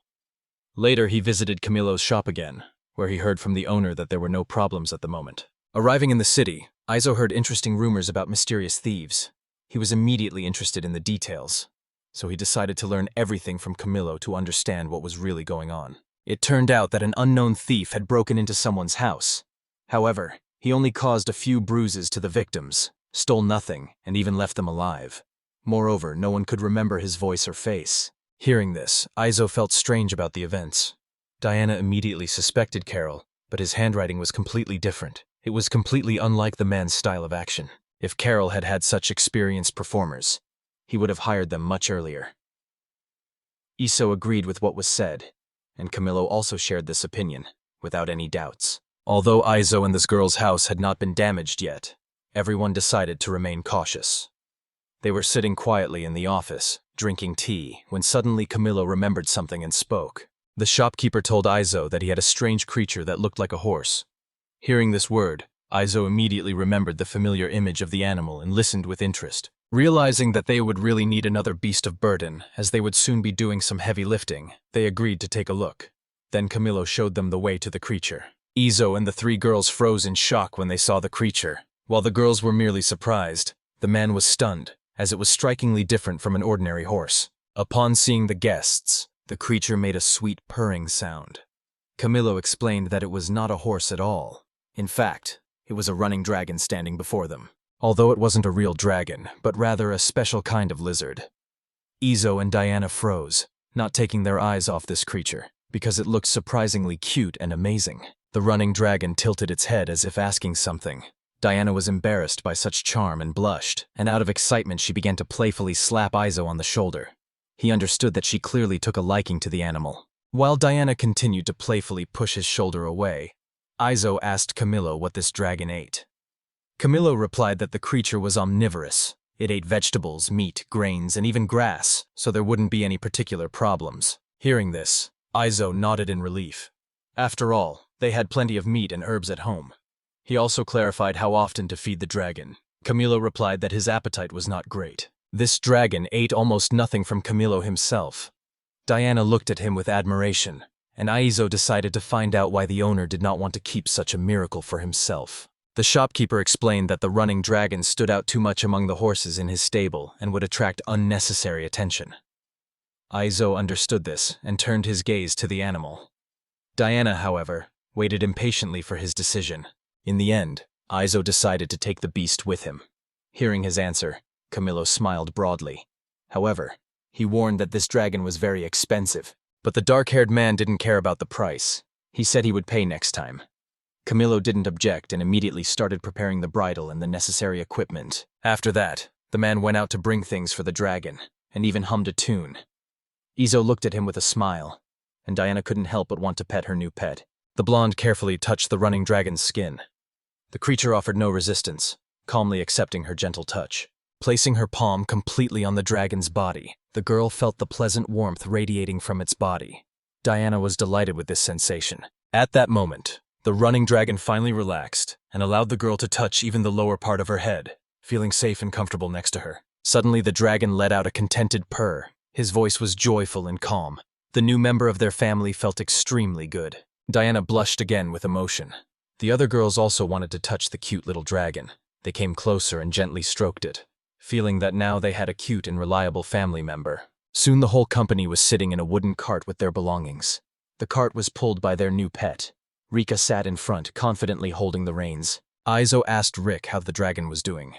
She explained that it was a great puller, moving quickly but not shaking the chariot at all, carrying them smoothly and confidently. The running dragon looked relaxed and pulled the cart easily.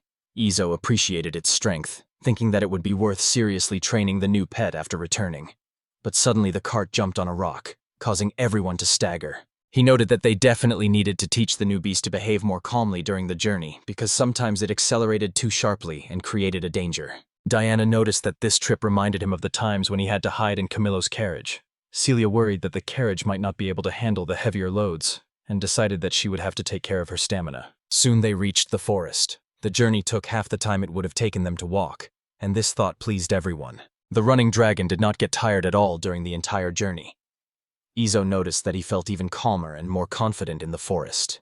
However, the man did not lose his vigilance and carefully watched his new pet. Suddenly, the cart hit a thick branch and jumped into the air with its passengers. But the running dragon didn't even stop, continuing to run confidently forward. Everyone abruptly jumped back into their seats, and Riker apologized guiltily, explaining that they had simply run into a branch that they had not had time to go around. No one was hurt, but Izo decided to definitely improve the cart's suspension, because the ride was too bumpy. The running dragon only growled angrily. Finally, they reached home. The road this time was shorter than usual, the sun still high above the horizon. Everyone was happy, because now they had more time to relax and do their own things. The mood in the house immediately lifted. The black-haired man brought a bucket of water to wash the running dragon after the journey. Izo thanked him sincerely for the journey. Then he carefully wiped the beast's body with a cloth, and later he was going to treat it to meat. The dragon, enjoying the care, rubbed its muzzle against the man. Izo thought that although the dragon could eat grass, it was worth pampering it sometimes. Diana brought a tray of meat and suggested that they come up with a name for their new pet. Riker wanted to determine the dragon's gender first, but they didn't know how to do that, so they left the question open. Izo was waiting for ideas from the others. Diana recalled how an aristocrat called his horse a long and strange name that was difficult to remember the first time, and shared this incident. She asked Izo's opinion, but he refused to come up with any ideas because he thought his options would be too complicated. Then Celia remembered that the dragon purred all the time, and suggested that they name him Urchik.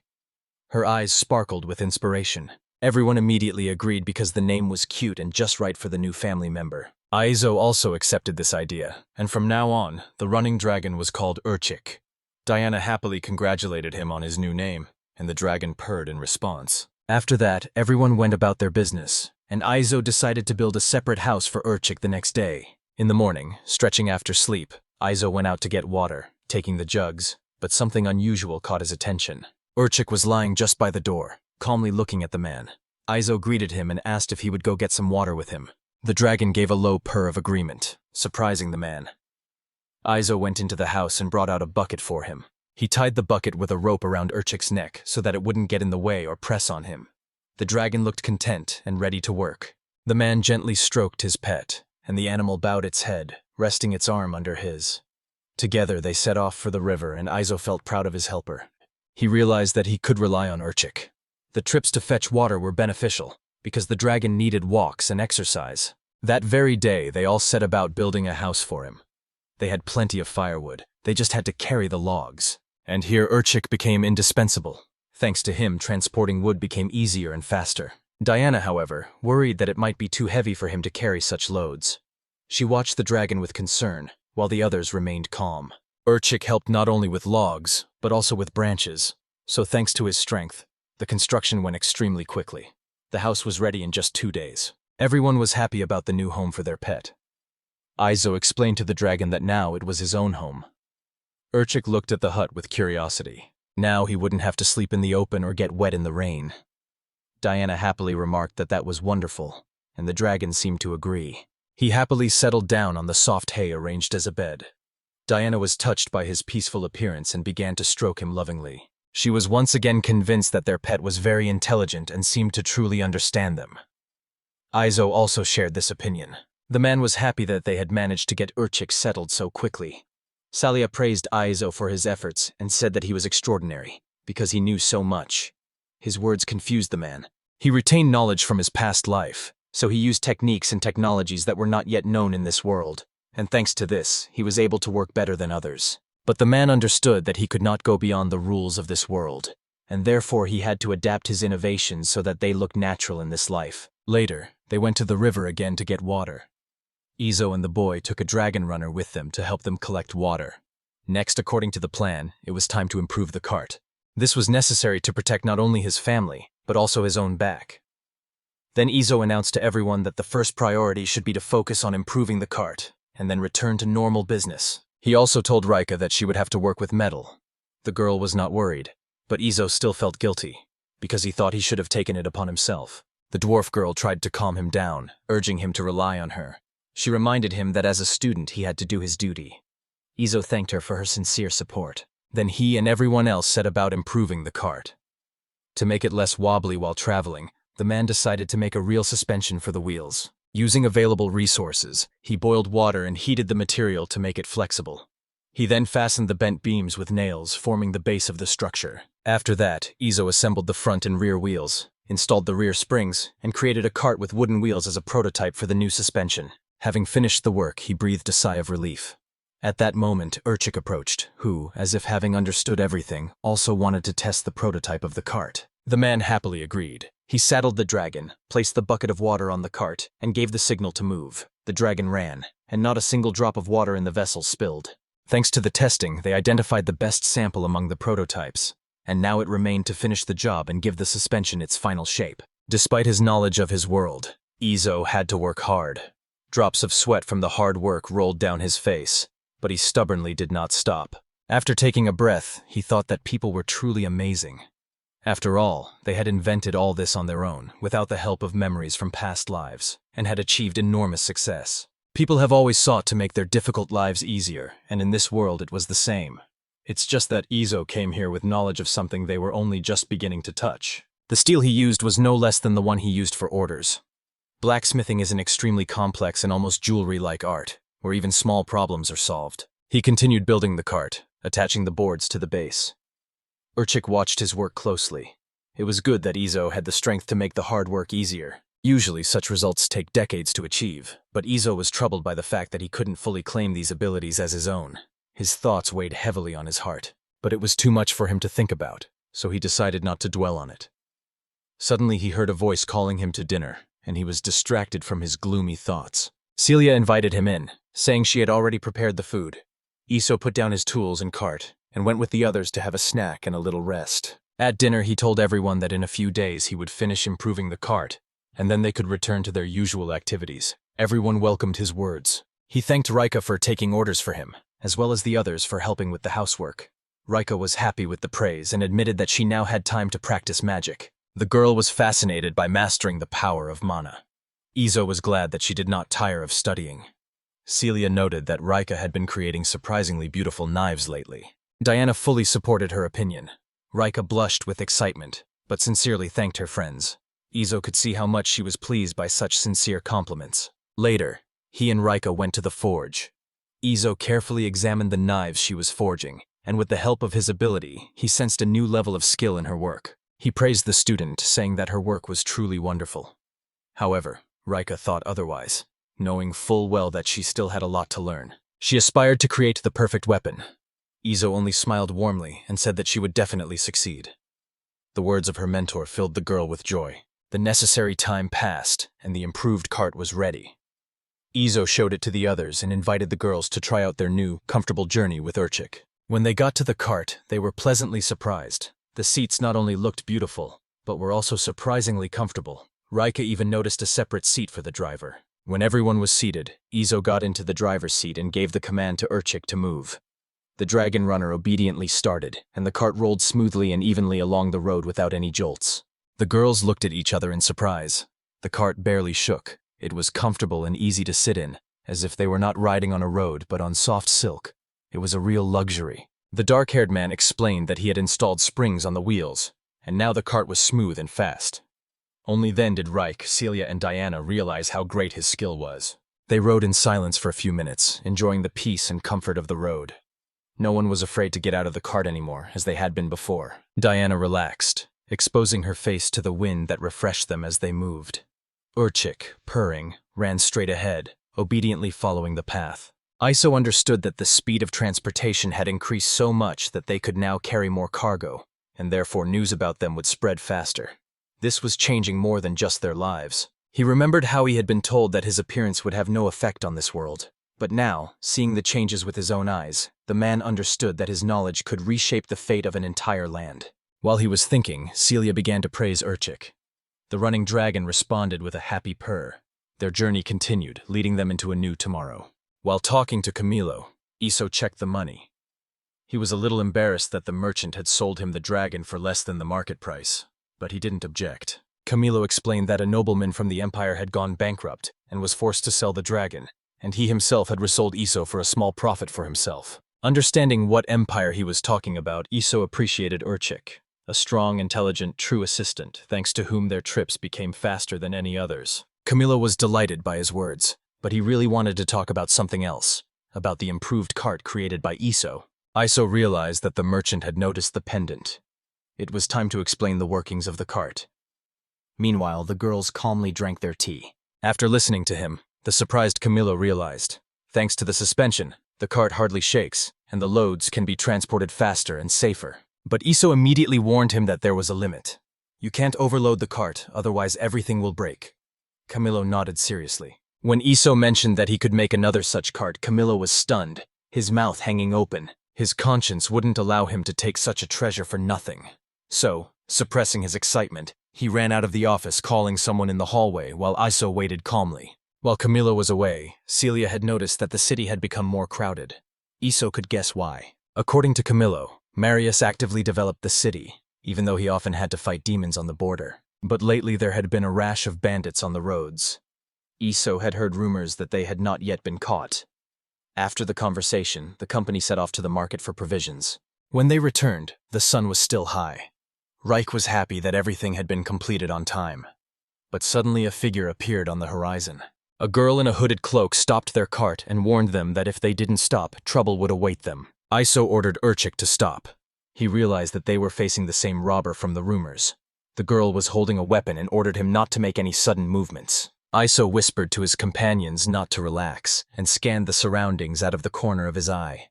It seemed that she was alone, but he did not rule out the possibility that others were lurking nearby. Diana was surprised that this robber had not yet been caught. Iso was of the same opinion. No one understood what she was after. Suddenly, the stranger sharply pointed her sword at Urchik. He just looked at her in surprise. Diana became angry and grabbed the hilt of her sword, but her companions stopped her with a shout. The robber ordered her to lay down her weapons. The tension increased. Iso activated his ability and saw the strength of the stranger. She slightly surpassed Diana, but was weaker than Helen. But with Celia, the advantage was on their side. Then Reich touched Iso, distracting him. She asked him to throw her knives at the robber's feet. Without asking why, Iso complied. The girl raised her weapon, but something about it shocked her. Iso tensed, waiting for further action. Taking off her hood, the robber asked where they got these weapons from.